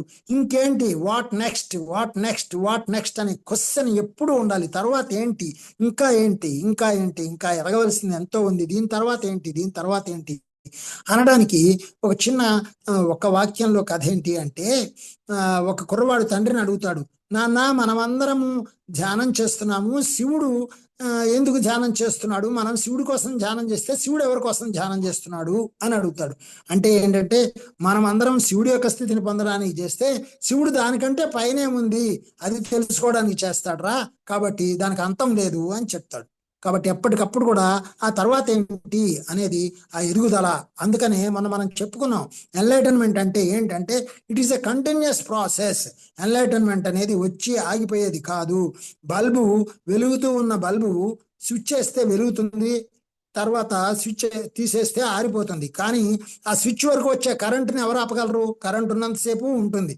కాబట్టి జ్ఞానోదయం అంటే ఏంటనమాట, ఇంకా బల్బు ఇంకా అలా వెలుగుతూనే ఉంటుంది, ఇంకా ముందుకి దాని యొక్క కాంతి కిరణాలను తీసుకుని లోపలికి ప్రవహిస్తూనే ఉంటుంది. ఒక ఉదాహరణ మాత్రమే ఇది. కాబట్టి అది ఆరిపోవడం అనేది ఉండదు, ఇంకా దాని ప్రాసెస్ని అలా చేసుకుంటూనే ఉంటుంది. అయితే అదే రసాయనిక విద్యుదయస్కాంత ఉత్తేజ స్రావాల ఊగిసలాటలతో ఖచ్చితమైన దశలు, మెలకువ, ఎరుక దిగువన ఉన్నాయి. మీ చేతన ఏం చేస్తోందో ఆ ఎరుకలో మీరు లేరు. సో అసలు మన కాన్షియస్ ఏం చేస్తోంది అనే దాని ఎరుకలోనే మనం లేము. కాబట్టి దాన్ని పెంచుకోవాలి. ఒక్క 5 సెకండ్ల పాటు కూడా దాని జాడలను కనిపెట్టి ఉండలేరు. మరి అందుకనే శ్వాస మీద ధ్యాస అని గురుగారు చెప్తే మనము ఆ ఆజ్ఞాచక్రంలో దృష్టి పెడితే సరిగ్గా 2 నిమిషాలు కదలకుండా అక్కడ మనం దృష్టి పెట్టగలిగితే చాలా గొప్ప ధ్యానం చేసినట్టు. మనం గంట సేపు కూర్చున్నప్పుడు ఎన్నిసార్లు కిందికి పడిపోతుందో మీరు గమనించండి. 2 నిమిషాలు అక్కడ కదలకుండా ఉందా లేదా? ఎవరైనా గనక 45 నిమిషాల పాటు అక్కడ కదలకుండా ఆజ్ఞాచక్రంలో దృష్టి పెట్టగలిగితే ఇంకా అసలు వాళ్ళు మళ్ళీ తిరిగి ధ్యానంలో కూర్చోక్కర్లా. మీరు చేసి చూడండి. శ్వాస మీద ధ్యాస అంటే ఆజ్ఞాచక్రంలో దృష్టి 45 నిమిషాలు కదలకుండా ఉందా అంటే వచ్చే ఆలోచనలు రానియండి, పోనీయండి, శరీరంలో ఎక్కడ ఏమైనా నొప్పి, మంట, దురద ఏదైనా జరగనియండి, కానీ దృష్టి మాత్రము ఆజ్ఞాచక్రం నుంచి చెదరకుండా ఉందా. అలాగే చిరునవ్వు, ఫేస్ మీద, ముఖం మీద చిరునవ్వు ఒకటి తెచ్చిపెట్టుకొని మీ నవ్వుని మీరు గమనిస్తూ ఉండండి. ఎంతసేపు ఉంటారు? ఇలాంటి ఉదాహరణల్ని ఇలాంటి ఎక్సర్సైజెస్ ని మనం గనక చేసినట్లయితే మనం ఎంత ఎరుకలో ఉన్నాము అనేది మనకు తెలుస్తుంది. ఒక 5 సెకండ్ల పాటు కూడా దాని జాడలను కనిపెట్టి ఉండలేరు. అంటే ఆ ఎరుక మన నుంచి ఎలా తప్పిపోతోంది అనేది ఇంత సూక్ష్మంగా ఉంది. 5 సెకండ్లు కూడా ఉండలేరని చెప్తున్నాడు. సొంత కర్త సంబంధిత వాస్తవికతలో ప్రయాణించేందుకు అంటే ఎంత సున్నితంగా ఉంటుందో చూడండి. మనం ఏదో చేసేసాం, కూర్చున్నాం, సాధించాం అనుకుంటాం, కానీ నిజంగా పొందాల్సింది ఎంత ఉందో. చాలా తేలిక శ్వాస మీద ధ్యాస అంటాం, కానీ ఎంత తేలికో అంత కష్టము, ఎంత కష్టమో అంత తేలిక ఎప్పుడంటే ఆ యొక్క అనుభవం ద్వారా పొందినప్పుడే తెలుస్తుంది. అది ఒకసారి వచ్చిపోయేదే కాదు. ఒక్కసారి జ్యోతి కనబడితే కనుక, ఆజ్ఞాచక్రంలో కనుక ఆ దివ్య జ్యోతి పరంజ్యోతి కనిపిస్తే దాంతో ఎంతసేపు ఉన్నాము, కనిపించకపోతే అక్కడే ధ్యాసతో ఎంతసేపు ఉన్నాము. ఈ రెండే విషయాలు. ఎవరైతే ఒక గట్టి నిర్ణయం తీసుకుని కాలాన్ని వెచ్చించగలరో వారే దాని బహుళ కొలతల అనుభూతిని చవి చూడగలరు. ఇంత గట్టి పదాల్లో ఆయన చెప్తే పత్రిక ఒకటే చెప్పారు సింపుల్ గా, సమయమే సాధన, అనుభవమే జ్ఞానం. సింపుల్. సమయమే సాధన. ఎంతసేపు కళ్ళు మూసుకొని కూర్చున్నావు ఎరుకతో, అందులో 2 ఉన్నాయి అక్కడ. ఎంతసేపు ఎరుక, ఏ ఏ అంతే, 2 ఏలు. ఎంతసేపు ఎరుక, ఆ 2 ఎంతసేపు ఉన్నాయి. కాలాన్ని నిర్ణయించగలరు, అప్పుడే వాళ్ళే ఆ అనుభూతిని చవి చూడగలరు. అయినా ప్రతి వ్యక్తికి మనం కూర్చున్నాము కానీ మనకేమి జరగట్లేదని విసుగు, చిరాకు, ఇంకా ఏవేవో కోపము, మంట, దురద, నొప్పులు ఏవేవో వస్తాయి. రానియండి, ఏం వచ్చినా సరే నేను కళ్ళు తెరవకూడదు. ఖచ్చితంగా రాని పోని ఏమైనా జరగని, చచ్చిపోయినా పర్వాలేదు, ఈ శరీరం పడి చచ్చిపోయినా పర్వాలేదు, కానీ నాకు ఆ అవేర్నెస్ కావాలి అనే పట్టుదల ఎవరికైతే ఉందో వాళ్ళు ఏం చచ్చిపోరు. వాళ్ళ నేను నాది అనేది చచ్చిపోతుంది అంతే. ప్రతి వ్యక్తికి తన అనుభవంలోని ఏదో ఒక భాగం ప్రతిసారి తన నుండి తప్పించుకుంటోందని తెలుసు. మీకు అకస్మాత్తుగా తప్పకుండా తెలియాల్సిన పేరు గుర్తు రానప్పుడు ఇలాంటి అనుభూతే కలుగుతుంది. అచేతన అవస్థలో మీరు దీని ఎరుకలో ఉంటారు. ఎంత అద్భుతమైన ఉదాహరణ చెప్పచ్చు అంటే ఇక్కడ నాకు బాగా నవ్వు వస్తుంది నిజానికి చెప్పాలి అంటే. మామూలుగా మనకి మనుషులు తెలిసిన వాళ్ళు కనపడ్డా ఎదురుపడ్డా పేరు గుర్తు రాదు, తెలిసిన పేరైనా. లోపల మరి తెలుసు కానీ బయటకు పెదవి మీదకి రావట్లేదు, పలకడానికి రావట్లేదు. అంటే ఏంటనమాట, అబ్బా తెలుసు కానీ రావట్లేదు, ఎందుకు రావట్లేదని బాధపడతాం. కానీ అది ఏం చేస్తే వస్తుందో నేను చెప్పగలను. చెప్పాలా వద్దా మీకు? ఇప్పుడు ఎవరు మాట్లాడలా, వింటున్నారా అసలు? ఎవరైనా అన్మ్యూట్ చేసుకుని చెప్పండి. నేను అడిగిన చెప్పాలి సార్, తెలుసుకోవాలి కదా నేను కూడా. చెప్పండి. ఇది చాలా గొప్ప అనుభవం అనమాట. మొన్న ఏం జరిగిందంటే, మా కంపెనీలో నేను మా మిత్రులు ఇద్దరం కలిసి టీ తాగుతూ మాట్లాడుకుంటున్నప్పుడు మనకి ఇక్కడ వారం రోజులు రోజుకొక రకమైన టిఫిన్ పెడతారు క్యాంటీన్లో. సోమవారం ఇడ్లీ, మంగళవారం వడ, బుధవారం ఊతప్ప, గురువారం సంథింగ్ ఉప్మా, అట్లా ఒక్కొక్క రోజు ఒక్కొక్కటి పెడతారు. అయితే అతనికి ఒకటి గుర్తురాలా, బుధవారం ఏం పెడతారు అనేది గుర్తురాలా చెప్పడానికి. అదే టిఫిన్ నిన్న తిన్నారట వాళ్ళ ఇంట్లో, బట్ దాని పేరు గుర్తు రావట్లా. ఆయన చెప్పి నన్ను అడిగారు, సోమవారం ఇడ్లీ, మంగళవారం వడ, బుధవారం ఏంటి నాకు గుర్తు రావట్లేదు అన్నాడు. అంటే అయ్యో నాకు కూడా గుర్తు రావట్లేదు అన్నాను నేను. అప్పుడు నాకు నవ్వు వస్తుంది. తెలుసు కానీ గుర్తు రావట్లేదు. అరే ఏంటి ఇంత చిన్నది గుర్తు రావట్లేదు, ఇప్పుడు ఆఫీస్లో ఉండే మాట్లాడుకుంటున్నాం అయినా దాని పేరు ఎందుకు గుర్తు రావట్లేదు అని టీ తాగినంతసేపు గుర్తు రాలా. తాగిన తర్వాత బయటకు వచ్చాక నేను అన్నాను ఒక మాట, మీరు దాన్ని అక్కడ వదిలేద్దాం, మనం వదిలేస్తే అదే గుర్తొస్తుంది, యు డోంట్ వరీ, మీరు అలా వెళ్ళండి, నేను ఇలా వెళ్తాను. ఆయన ఓ పని మీద నేను ఓ పని మీద దిశలు మారుతాయి అనమాట. మీరు అలా వెళ్ళండి, తర్వాత చూసుకుందాము అన్నాను. ఆయన తిరిగి 10 అడుగులు వేశాడు, నేను ఇటు తిరిగి 10 అడుగులు వేసాను, నాకు వచ్చేసింది. వెంటనే వెనక్కి తిరిగి ఆయన్ని పిలిచి చెప్పాను. చెప్తే అరే అని ఇద్దరం నవ్వుకున్నాం. అంటే ఇప్పుడు ఏంటి మీకు సీక్రెట్ ఏం చెప్పాను ఇక్కడ నేను? అర్థమైందా? ఏమైనా సీక్రెట్ అర్థమైందా ఎవరికైనా? ఇద్దరు ఒకే ప్లేస్ లో ఉండకుండా వేరే వెళ్ళిపోయినారు, ఒక్కొక్కరికి అక్కడే ఉండి ఆలోచిస్తా అంటే కుదరలేదు, రాలేదు అదేనా? ఎప్పుడైతే మనం దాన్ని అక్కడ వదిలేస్తే అది మన దగ్గరకు వస్తుంది అనమాట. మనం వదిలేయడం నేర్చుకుంటే గుర్తు రాలేదని టెన్షన్ పడకుండా దాన్ని అక్కడ వదిలేస్తే అది ఆటోమేటిక్గా చాలా కొద్దిసేపట్లోనే గుర్తొస్తుంది అనమాట. చాలా కొద్ది సెకండ్లలోనే గుర్తొస్తుంది. కాకపోతే మనం ఎంత చక్కగా వదిలేసామన్న దాన్ని బట్టి ఆధారపడి ఉంటుంది అనమాట. ఓకే, సో ఈ వ్యక్తుల లక్ష్యం ఏమిటంటే ఈ బహుళ కొలతల అస్తిత్వాన్ని మీరు అవగాహన చేసుకుని సరిగా అన్వయించుకునేందుకు సహకరించడం, మరి వీలైనంత వరకు దాన్ని మెరుకలోకి తెచ్చేందుకు ప్రయత్నం చేయడమే. సో మన లోపల ఉన్న వాళ్ళు మనకి ఆ ప్రయత్నాన్ని చేస్తూ ఉంటారు, మనకు గుర్తు చేయడానికి కావలసినటువంటి సామాగ్రిని అందిస్తారు. సర్వస్వం అదే అయిన దాని స్వభావాన్ని క్షణికంగానన్నా చూడాలంటే ముందర మీరు మీ సొంత అనుభవ లోతుల అనుభూతి పొందడం, అంతర్బుద్ధితో గ్రహించడం నేర్చుకోవాలి. అంతటా అదే ఉంది, సర్వస్వం అదే అయి ఉంది అని అందరం చెబుతున్నాం. ఏంటి అదే అయి ఉంది, అంతా నేనే అన్నీ నేనే అని కృష్ణుడు అంటే ఒక రోజున ఏంటి ఇలా అంటాడు, అంతా నేనే అన్నీ నేనే అయితే ఒకటో కృష్ణుడు రెండో కృష్ణుడు అందరూ కృష్ణులే ఉండాలి కదా, మరి ఇంతమంది ఆడవాళ్ళు ఎందుకున్నారు, ఇంతమంది మగవాళ్ళు ఎందుకున్నారు, వీళ్ళకి రకరకాల పేర్లు ఎందుకున్నాయి, ఇలాంటి డౌట్ వచ్చి నేను దాన్ని కొట్టిపడేశాను. అయితే అది కాదు, పేర్లు కాదు, వ్యక్తులు కాదు, అంతా నేనే అంటే అందరిలోనూ అంతటాను నిండి ఉన్నటువంటి ఆ దివ్యమైనటువంటి చైతన్యము. కాబట్టి అదే నేను. కాబట్టి ఇది కేవలం ఉపాధి మాత్రమే.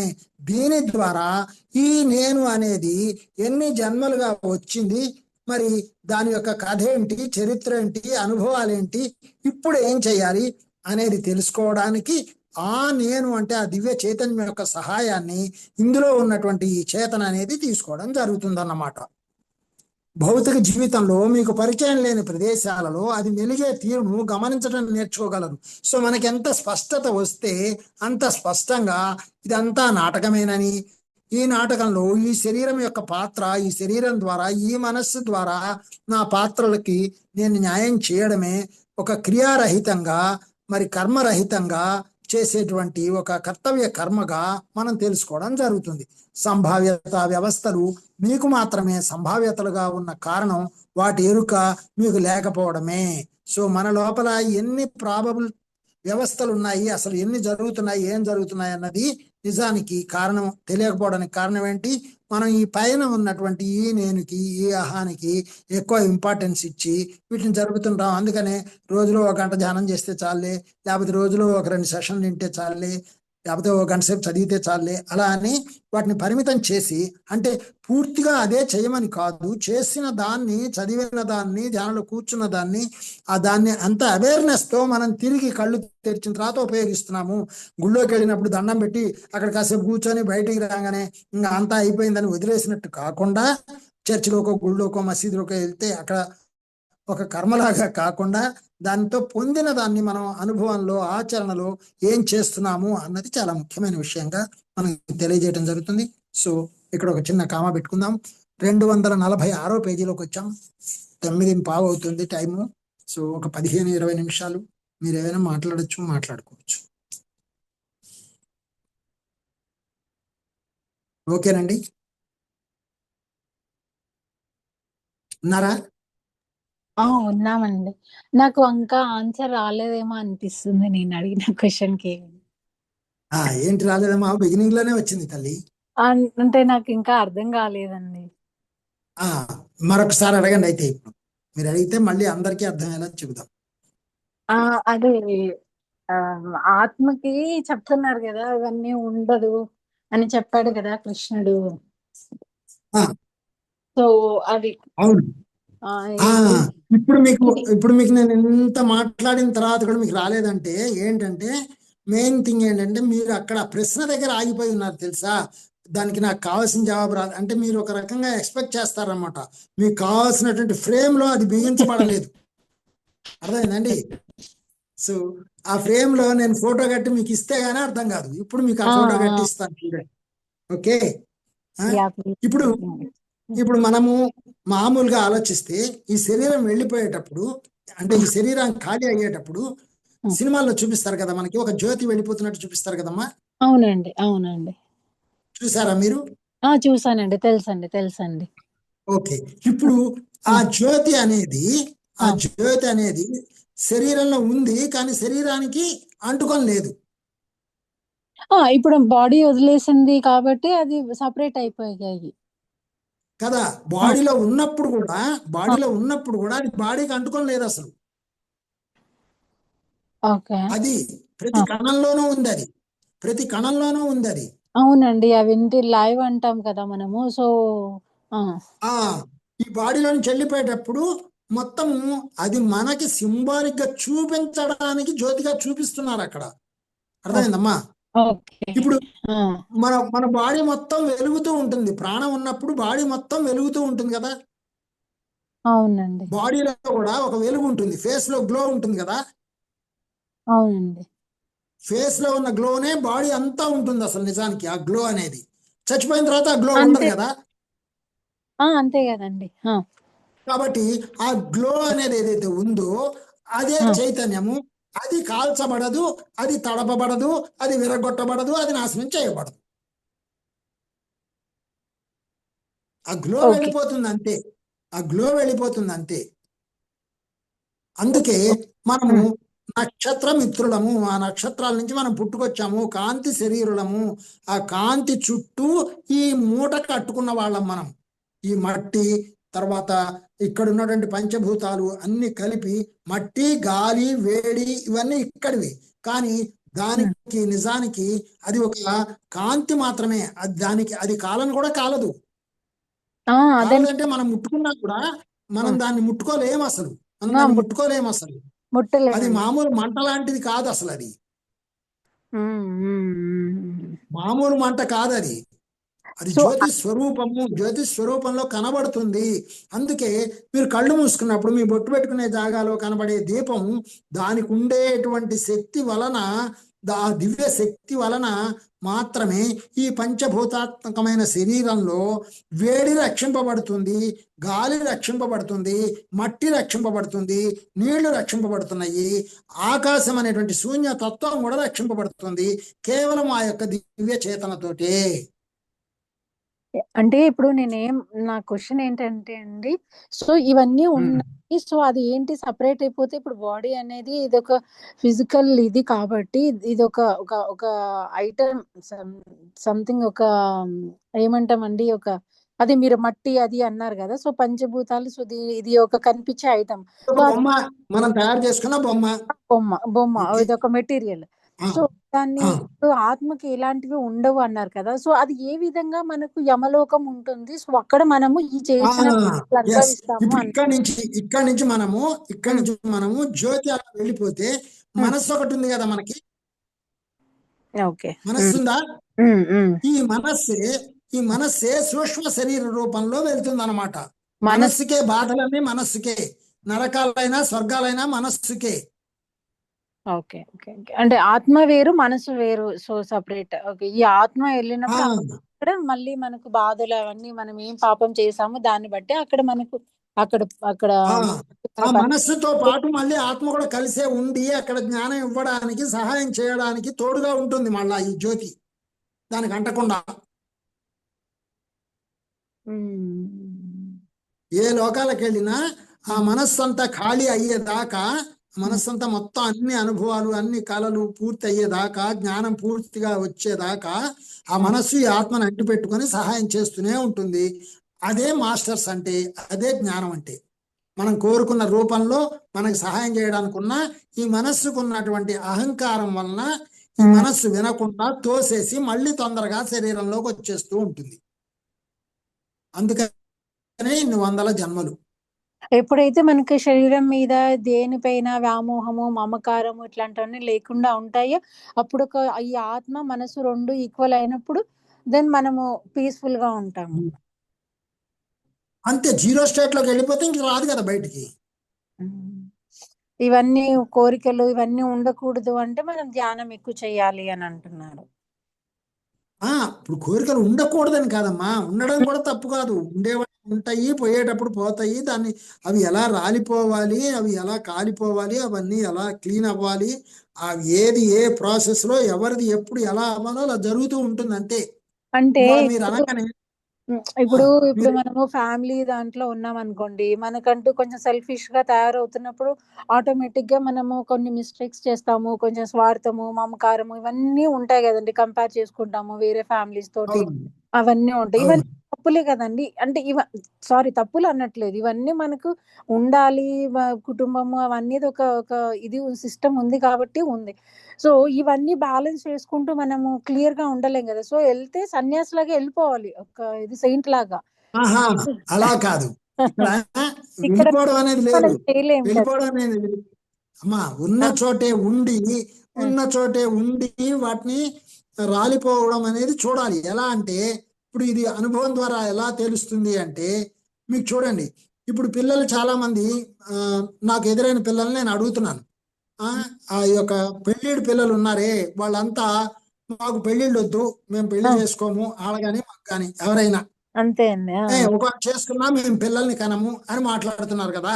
అవునండి, అవునండి. మరి ఆ జనరేషన్ ఎందుకు పెరిగింది? నేను వాళ్ళని అడిగాను, నాకు ఇద్దరు ముగ్గురు ఎదురైతే నేను అడిగాను.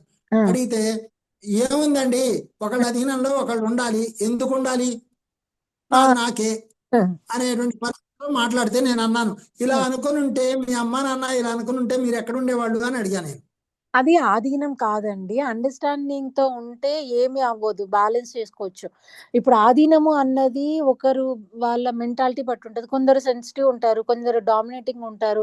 కొందరు కంట్రోల్ చేయాలి మనం అందరిని అనేది ఉంటారు. కొందరు పోన్లే అన్నట్లు ఇప్పుడు ఎక్కువ అమ్మా, నేను ఇది ఎందుకు చెప్పాను, ఈ ఉదాహరణ ఎందుకు చెప్పానంటే, అది రావడం కూడా తప్పు కాదు. ఇప్పుడు అది రావాల్సిన స్టేజ్ జరిగింది, వస్తోంది, అంతే.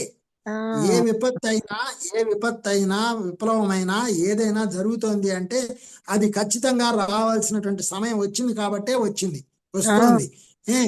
మనం దాన్ని శాసించాల్సిన అవసరం లేదు, అంతా మంచే జరుగుతోంది. ఎందుకంటే ఇప్పుడు కరెక్టే కదా. మరి ఇంత ఫైనాన్షియల్ ఫ్రీడమ్ వెనకటి కాలంలో లేదు, ఇప్పుడు వచ్చింది. ఫైనాన్షియల్ ఫ్రీడమ్ వచ్చాక నువ్వు అక్కడికి వెళ్ళడానికి లేదు, ఇక్కడికి వెళ్ళడానికి లేదు, కూర్చోండి కూర్చోవాలి, రమ్మంటే లేవాలి అనేటువంటి ఆలోచన ఉన్నప్పుడు అవి పనిచేయవు కదా. ఇప్పుడు డబ్బులు నువ్వు ఒక ఉమెన్స్ దగ్గర నుంచి నువ్వు పాతకాలం లాగా ఉండాలన్నప్పుడు యాజ్ ఇట్ ఈస్ గా ఆమెను ఇంట్లో పెట్టి ఆమెకు అన్ని ఫెసిలిటీస్ నువ్వు ప్రొవైడ్ చేయాలి. కానీ నువ్వు మళ్ళీ అందరిలాగా డబ్బులు సంపాదించాలి కానీ వేరే ఆడవాళ్ళలాగా ఉండాలంటే there is no meaning in the words, right sir? కదా. అదే ఇప్పుడు ఇదంతా ఎందుకు చెప్తున్నానంటే, ఈ ఆత్మ అనేది ఈ ఆత్మ అనేది ఎలా సహాయం చేస్తుంది. ఆత్మ అంటే జ్ఞానం. జ్ఞానం అనేది జ్ఞానం అనేది ఏ రకంగా ఎదిగింది, ఎలా సహాయం చేస్తోంది. కాబట్టి ఎవరిని తప్పుపట్టకు, విమర్శించకు. వాడు అలా ఉన్నాడు, వాడు రైటే. ఈవిడ ఇలా ఉంది, ఈవిడ కూడా రైటే. విడిపోవడము రైటే, కలిసి ఉండడము రైటే. Everything is good only. వాళ్ళ ఎదుగుదలలో భాగమే. అంతే అంతే అంతే. డిటాచ్మెంట్ వచ్చింది కదా, దీని వల్ల డిటాచ్మెంట్ వచ్చిందా రాలేదా? అంతే కదండి, అంతే కదా. శరీరానికి ఎక్కువ ప్రయారిటీ ఇవ్వకుండా, బంధాలకి ఎక్కువ ప్రయారిటీ ఇవ్వకుండా రావడం అంటే ఒక రకంగా గొప్ప డిటాచ్మెంటే కదా. కరెక్ట్, ఇక్కడ పాయింట్. అండి. సో లైక్ దట్ మనం పాజిటివ్ గా ఆలోచించాలి అంటే ఉన్నదాన్ని ఆలోచించండి, వాస్తవాన్ని ఆలోచించండి. పాజిటివ్ అంటే పాజిటివ్ నెగిటివ్ కాదు, వాస్తవాన్ని ఆలోచించండి. మనం ప్రశాంతంగా ఉండాలి అంటే మరి కావాల్సింది ఏంటి? డిటాచ్మెంటే కదా. ఇవాళ నా కొడుకు నా దగ్గర లేడు, నా బిడ్డ నా దగ్గర లేదు, నాకు సేవలు చేయట్లేదు, అనాథాశ్రమాలు ఎక్కువైపోయినాయి, వృద్ధాశ్రమాలు ఎక్కువ, ఇవన్నీ బక్బాసే కదా మొత్తం. అంటే ప్రేమలు ఉంటాయి కదండి, కొందరికి ప్రేమలు ఎక్కువ ఉంటాయి, కొందరేమో లైట్ తీసుకుంటారు. అది ఆ ప్రేమల వల్ల మనం కొన్ని. అంటే ప్రేమ అంటే అటాచ్మెంట్ కాదమ్మా, ప్రేమ అంటే అవసరం కాదు, ప్రేమ అంటే అటాచ్మెంట్ కాదు. అంటే ఎలా అంటారు? ఇప్పుడు పక్కింటి వాడే దేవుడు, ఎదురింటి వాడే దేవుడు. అందరూ దేవుళ్ళు అయినప్పుడు నువ్వు పక్కింటి వాడితో ఎదురింటి వాడితో కలిసి ఉండవు. కానీ అమెరికాలో ఉన్న నీ బిడ్డతోటి కొడుకుతోటి ఆహా ఓహో అని పడిపోతే నీకు ఒరిగేది ఏంటి? ఎదురింటి వాడితో పక్కింటి వాడితో కొట్లాడతావు, అమెరికాలో ఉన్నతో ప్రేమలకు వస్తావా? అది తప్పు. వాడి కోసం సంపాదిస్తావు, వాడి కోసం ఏడుస్తావా? అట్లా తప్పు. ఏదైనా మనం జెంటిల్ గా ఉండాలి, అందరితోటి మంచిగా ఉండాలి. మన రక్త సంబంధం మనది అనుకున్నప్పుడు ప్రేమగా ఉండాలి. రక్త సంబంధం ఓకే, వాడు కొలకపోస్తున్నావు, ఆ అమ్మాయి కోసం అబ్బాయి కోసం ఏడుస్తున్నావు, కానీ వాళ్ళు వినట్లా, అప్పుడు ఏం చేస్తావు? ఏడుస్తావా? వినడము వినకపోవడం ఏడుస్తాం కదండి. అది అంటే వినడం అంటే వాడి పరిస్థితులు ఏంటో, వాళ్ళ పరిస్థితులు ఏంటో అని వదిలేయచ్చు కదా నువ్వు. అంటే వాళ్ళ పరిస్థితులు అనేది ఓకే. ఇప్పుడు ఇక్కడ పక్షులకి మనుషులకి తేడా ఏంటంటే, నో రక్త సంబంధం అమ్మా. రక్త సంబంధం అనే దానికోసం ఏడవద్దు, బాధపడద్దు. వస్తే వచ్చారు, కలిస్తే కలిసారు, లేకపోతే లేదు. వాళ్ళు 16 ఏళ్ళు దాటిన తర్వాత వాళ్ళని ఫ్రెండ్స్ లాగా చూసుకోమన్నారు పేరెంట్స్ మనకి యాక్చువల్ గా. మరి మీరు ఫ్రెండ్స్ లాగా చూస్తున్నారా? మీ ఫ్రెండ్స్ అందరు మీతో ఉంటారా? ఎప్పుడు ఉంటారా? ఉండరు కదా. సో మీ పిల్లలు కూడా మీ ఫ్రెండ్సే ఒక ఏజ్ వచ్చాక. Let them be free. వాళ్ళని మీరు ఎందుకు అరెస్ట్ చేయాలి? వాళ్ళు మాకు చేయలేదని ఎందుకు బాధపడాలి? అవకాశం ఉంటే చేస్తారు, లేకపోతే లేదు. ఓకే. సో అదే నీకు నువ్వు బతికున్నంత కాలం నిన్ను నువ్వు చూసుకునే శక్తిని నువ్వు పెంపొందించుకో. ఆత్మశక్తితోటి ఆరోగ్యంగా హాయిగా ఆనందంగా ఉండు. అటాచ్మెంట్ డిటాచ్మెంట్ వస్తే వచ్చారు, వెల్కమ్. రాకపోతే రాలేదు, వెరీ గుడ్. ఓకే.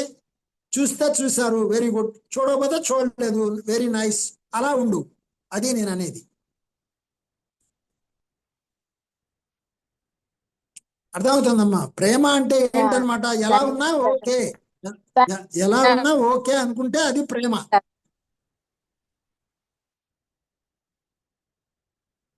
పక్కింటి వాళ్ళు ఎదురింటి వాళ్ళు చచ్చిపోతే అంత ఏడవరు, ఇంట్లో చచ్చిపోతే చాలా ఏడుస్తాం కదా. అంతే కదండి, అంతే కదా. ఆ ఏడుపు అవసరం లేదు. ఎవరైనా చచ్చిపోయేదే కదా. పక్కింట్లో అయినా చచ్చిపోయేదే, ఇంట్లో అయినా చచ్చిపోయేదే, ఎప్పుడైనా చచ్చిపోయేదే. దానికి ఏడుపు ఎందుకు? సహజంగా జరిగేది. ఎవడు చేసుకున్న దానికి వాడు చస్తే చస్తాడు, ఉంటే ఉంటాడు, పోతే పోతాడు. పోయినప్పుడు ఏం చేయాలో అది చెయ్యి, ఉన్నప్పుడు ఏం చేయాలో అది చెయ్యి. అది ప్రేమ అంటే.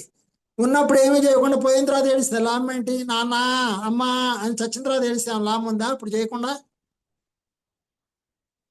కదా. సార్ ఇది ఆపోజిట్ వేలో ప్రేమలో కూడా ఉంది కదా సార్. ప్రేమ ఇంట్లో వాళ్ళు ఎక్కువ పైకి వస్తే సంతోషపడతాము, అదే పక్కనోడు ఎక్కువ వస్తే సంతోషపడము. అది కూడా ఆపోజిట్ జరుగుతుంది కదా. అవన్నీ జయించాలి కదా. బాధ బాధ్యత, ఒక్కటే కాదు. బాధ్యత అనేది ప్రేమలో ఒక చిన్న భాగం అమ్మా. అంటే బాధ అని ఇప్పుడు మనము ఇంట్లో వాళ్ళు పోతే ఎక్కువ ఏడుస్తాము, బయట వాళ్ళని అంత ఎక్కువ ఏడ్చము అన్నట్లు అన్నాము.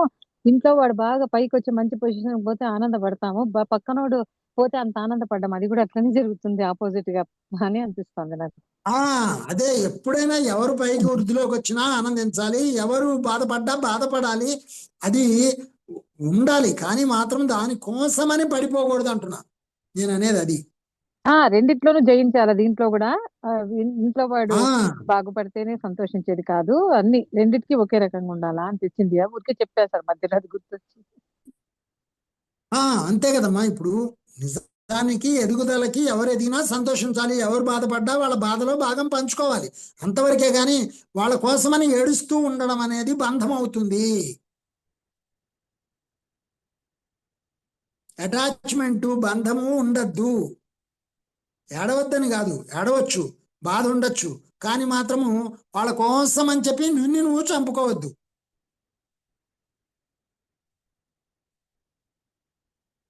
క్లారిటీ రాలేదా మీకు? వచ్చిందండి, కాకపోతే అంత తీసుకునే ఇది రావాలి ఇంకా. అంతే. క్లారిటీ చెప్పగానే వచ్చిందా అంటే చెప్పగానే వచ్చేసేదేం కాదండి, అనుభవం ద్వారా వచ్చేది అటాచ్మెంట్ డిటాచ్మెంట్ అనేది. ఇప్పుడు భగవంతుడు, ఇప్పుడు ఆ పరమహంస యోగానంద ఏమన్నారో తెలుసా? నాకు కుటుంబ బంధాల నుంచి నేను దూరంగా ఉండాలి అని అనిపించింది. నాకు ఏముంది, బంధాలు అనేవి లేవు అనుకున్నాను, కానీ నాకు పెద్ద సంసారం పెట్టిపోయావు కదయ్యా అన్నాడు. అంటే మనమేనా? మరి మొత్తం ప్రపంచం మొత్తం ఆయన సంసారం అయిపోయింది. ఇప్పుడు మీరంతా ఎవరు? నా సంసారంలో మీరు భాగం అయ్యారా, కాలేదా? అంతే కదండి, అంతే కదా. ఏం లేకపోతే మీరు మాకు ఇంత టైం స్పెండ్ చేశాను, నా సంసారాన్ని నేను బాగు చేసుకోవడానికి నేను పనిచేస్తున్నాను. చెప్పారు కదా, కూర్చోబెట్టి ఎక్స్ప్లెయిన్ చేయలేరు కదా. మీకు అర్థమైందా? నా సంసారాన్ని బాగు చేసుకోవడానికి నేను పనిచేస్తున్నాను అంటే ముందు నన్ను నేను బాగు చేసుకోవడానికి పనిచేస్తూ నా సంసారంలో ఉన్న సభ్యులందరినీ బాగుపడడానికి సహాయం చేస్తున్నప్పుడు కొందరు రారు అంటే ఏంటనమాట? నా సంసారంలో నా రక్తం పంచుకొని పుట్టినా వాళ్ళు నా సంసారంలో సభ్యులు కాదు అని అర్థం. రక్తం పంచుకొని పుట్టినంత మాత్రాన నీ సంసారంలో సభ్యులు కావాలని లేదు, కాకూడదని లేదు. అర్థమైందండి? ముఖ్యంగా చాలా మంది ఆడవాళ్ళు బాధపడతారు ఏంటంటే, నా భర్త వస్తే బాగు, మా పిల్లలు వస్తే బాగు ధ్యానంలోకి అని ఆడవాళ్ళు ఎక్కువ బాధపడతారు మగవాళ్ళ కంటే. అందుకని నేను ఈ విషయాన్ని గట్టిగా చెప్తున్నా. యా యా యా ఎందుకంటే ఆడవాళ్ళకి అటాచ్మెంట్ ఎక్కువ ఉంటుందమ్మా. మరి ఏం చేస్తామండి? ఎందుకంటే ఆడవాళ్ళకి అటాచ్మెంట్ ఎందుకు ఎక్కువ ఉంటుందంటే పేగు తెంచుకొని కంటారు కాబట్టి, రక్తంలో రక్తం కాబట్టి అటాచ్మెంట్ ఎక్కువ ఉంటుంది. సో ఎప్పుడైతే ఆత్మతత్వంలోకి వస్తారో ఆడ మగ తేడా వెళ్ళిపోయి ఆత్మస్థితిలో ఉండండి అని చెప్పారు. నాకు గడప దాటిన ఆడవాళ్లే కావాలి అన్నారు పత్రిజీ. అంటే ఏంటంటే ఆత్మస్థితిలోకి వచ్చిన ఆడవాళ్ళు కావాలి. ఆడతనం అనే గడప దాటండి, ఆత్మస్థితిలోకి రండి అనేది సార్ యొక్క భావన. ఇది ఎంతమందికి అర్థమైంది? మహిళా ధ్యాన యజ్ఞాలే ఉంటాయి. ఇప్పుడు మీరు చెప్తే అర్థమైంది సార్. అసలు ఎన్నో అలా ప్రతిసారి మీరు విడమర్చి చెప్తే ఆనందం వేస్తుంది నిజంగానే. మహిళా ధ్యాన చక్రాలే ఉంటాయి, పురుషులందరూ వెనకుంటారు, మహిళలు ముందుంటారు అని ఎందుకు చెప్పారు? అమ్మతత్వము అమ్మతత్వంతో పని చేయాలి, మహిళా తత్వంతో కాదు అని చెప్పడానికి మహిళల్ని ముందుకు లాగారు. ఎప్పుడైతే మామూలుగా లౌకికంగా కూడా భార్య ఎక్కడికైనా వెళ్తే భర్త ఆవిడానికి వెళ్తాడు కాబట్టి ముందు ఆడపిల్లని ఇక్కడికి లాగామంటే మగవాళ్ళు ఆటోమేటిక్గా వస్తారు, అందరినీ లాగాలి ఇలాగా అని మ్యాగ్నెట్ అక్కడ విసిరారు సార్. ఎంత లోపలికి వెళ్ళి చూసి వాళ్ళందరిని తీసుకొచ్చారంటారు. అదే బుద్ధుడి కాలంలో ఏం జరిగింది? ఆడవాళ్ళు వస్తే ఈ బుద్ధిజం అనేది 500 ఏళ్ల కంటే ఎక్కువ ఉండదు అని వాళ్ళకు విశ్వాసం ఉంది. ఆడవాళ్ళు వస్తే చెడిపోతుంది అని. అందువల్ల ఆ బుద్ధిజం అనేది అలా అడుగంటిపోయింది ఆ రోజున. ఎందుకంటే వాళ్ళ భావాలు అలా అక్కడ ఆగిపోయినాయి, వాళ్ళ జ్ఞానం అక్కడ ఆగిపోయింది. బుద్ధుడిని తిట్టారు అందరూ. బుద్ధుడు యశోదరకి జ్ఞానం ఇచ్చి, యశోదరకి మాయాదేవికి ఇద్దరికి కూడా ఆయన ఈ యొక్క ఆత్మజ్ఞానాన్ని ఇస్తుంటే వాళ్ళకి ఎందుకు ఇస్తున్నామని తిట్టారు. కానీ బుద్ధుడు చేసింది రైట్ అనే విషయం ఎవరికి తెలుసు? అసలు బుద్ధుడు మామూలుగా ఇచ్చాడు, కానీ యశోదర అంతకంటే గొప్ప జ్ఞానంతో పుట్టి ఉంది, ఆవిడికి తెలుసు బుద్ధుడు వెళ్తాడని కూడా. అట్లా రామాయణం కానీ అవి కానీ బుద్ధుడి కథ కానీ చెప్పాలంటే ధ్యానపూర్వకంగా చాలా ఉంది చెప్పాలంటే. కాబట్టి ఆ ఎరుకతోటి ఉన్నారు వాళ్ళు. ఇంట్లో ఉండే ఆమె జ్ఞానస్థితిలో ధ్యాన స్థితిలో ఉండి బుద్ధుడు రాగానే పైకి ఏడుస్తూ అడుగుతుంది యశోదర, ఏమయ్యా వదిలేసి వెళ్ళిపోయావు, నీకేమి దులుపుకొని వెళ్ళిపోయావు, ఇక్కడ నేను పిల్లాన్ని పెంచాలి, చూడాలి, ఎన్ని చేయాలి, సంసారంలో నిర్వాణము అనేది నేను నేర్చుకున్నాను, నువ్వు నా దగ్గర నేర్చుకో అని చెప్పింది. అందుకనే బుద్ధుడు సంసారంలో నిర్వాణం అని చెప్పాడు. తర్వాత పారిపోకూడదు, నాలాగా మీరు ఇల్లు వదిలిపెట్టి వెళ్ళిపోకూడదు, ఇంట్లోనే నేర్చుకోండి, నా భార్య దగ్గర నేను నేర్చుకున్నానని చెప్పాడు. అది ఎవరైనా చెప్పారా ఇంతవరకు?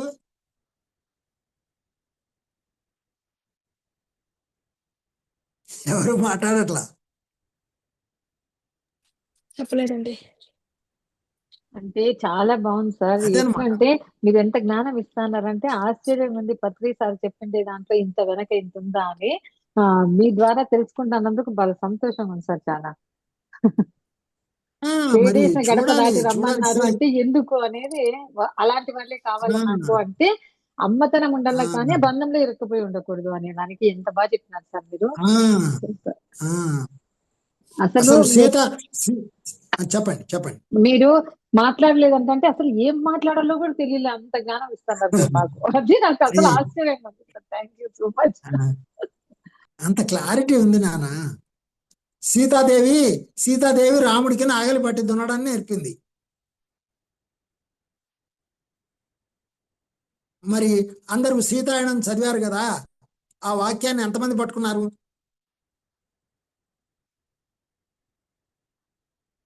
విన్నారా మీరంతా? సీతాయనం విన్నారమ్మా? అది ఫిజికల్ గానే విన్నాము అని మీనింగ్ ఏంటో తెలియదు. అంటే ఇంకా అంతరార్థం ఏంటి అంటే సీతాదేవి రాముడు మొట్టమొదలు కలుసుకుంది పొలంలోనే. అసలు వీళ్ళందరికంటే ముందర పొలంలోనే వాళ్ళు చూపులు కలుస్తాయి. ఈ శివధనుర్భంగము ఇవన్నీ డ్రామా, కానీ అసలు మొట్టమొదలు వాళ్ళు కలుసుకుంది పొలంలోనే. సీత అంటేనే నాగటి చాలు అనే ఒక అర్థం ఉంది. సో ఆ నాగటి చాలులో దొరుకుతుంది ఈవిడ, దొరకడమే ఆ కథలో. సో ఏంటి అంటే ఆ రకంగా అసలు ఆ మాతృత్వం అనే దానిని పురుషుడికి తెలియజేసేది స్త్రీమూర్తి మాత్రమే. దానికే అటాచ్మెంట్ అయి ఉంటే, మాతృత్వం అంటే అసలైన ప్రేమ, అటాచ్మెంట్ ప్రేమ కాదు. ప్రకృతి పట్ల సహజమైన ప్రేమ, ప్రకృతిని బాధ పెట్టకూడదు అనేది. ప్రకృతి అయి ఉండి తను బాధపడే స్థితిలో ఉంది, సున్నితత్వంతో ఉంది. ప్రకృతి ఎంత సున్నితమైందో స్త్రీమూర్తి కూడా అంతే సున్నితమైంది. కానీ ప్రకృతి మరి ఎన్ని రకాలుగా తనని తాను మరి ఇప్పుడు నాగలి పెట్టి దున్నితే భూమి బాధపడకుండా మొక్కొస్తుందా? రాదు కదా. స్త్రీమూర్తి ఎంత బాధపడితే ఒక బిడ్డకి జన్మనిస్తోంది. కాబట్టి స్త్రీ పృథ్వీతత్వమా కాదా? పృథ్వీతత్వం అండి. మరి అంత సహనము అంత పృథ్వీతత్వం ఉన్నప్పుడు మరి ఎందుకు ఆ సహనాన్ని కోల్పోతోంది? ఎందుకు తనలో ఉన్న పురుషుడికి అంటే అహంకారానికి, నేను అనే దానికి ప్రాధాన్యత ఇస్తోంది? అంటే ఆ సున్నితత్వాన్ని ఎందుకు కోల్పోయింది?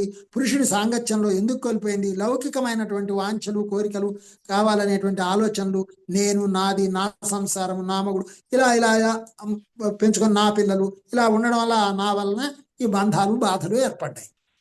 కాబట్టి ఎప్పుడైనా భూమి ఇది నా చెట్టు, ఇది నా మొక్క, దీని పండ్లు ఎవరు తినడానికి వీల్లేదని చెప్పిందా?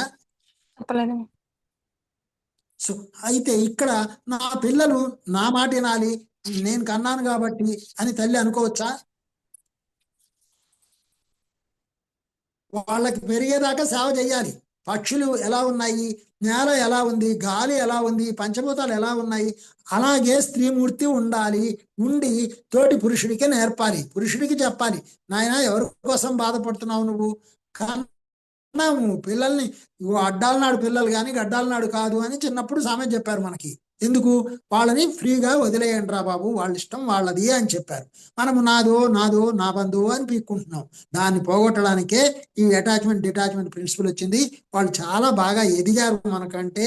కాబట్టి వాళ్ళు ఎలా ఉన్నా వాళ్ళని ఫ్రీగా వదిలేయండి, హాయిగా ఉండనివ్వండి. అప్పుడే మనం హాయిగా ఉండొచ్చు. మన జ్ఞానం కలగకే మనం బాధల్లో ఉన్నాం. జ్ఞానోదయం జరిగితే బాధ లేదు, దుఃఖం లేదు. అది చాలా బాగా చెప్పారండి. ఓకే, అట్లా అన్నమాట. చేద్దాం, సేవ చేద్దాం, బాధ్యత నిర్వర్తిద్దాం. ఏమాత్రము నాది, నా మాట వినాలి, నేను చెప్పినట్టే ఉండాలి అనే దాంతో కాకుండా ఓకే అని ఒక హ్యాపీగా వాళ్ళకి మనం చేసి పెట్టాలి. ఎట్లా అంటే చిన్నప్పుడు నోట్లో పెడతాం, తర్వాత ముద్దలు కలిపి చేతిలో పెడతాం, ఆ తర్వాత కంచంలో పెడతాం, ఆ తర్వాత ఓకే నీ ఇష్టం అంటాం. తింటే తిని లేకపోతే అంతే. ఇది జీవితం.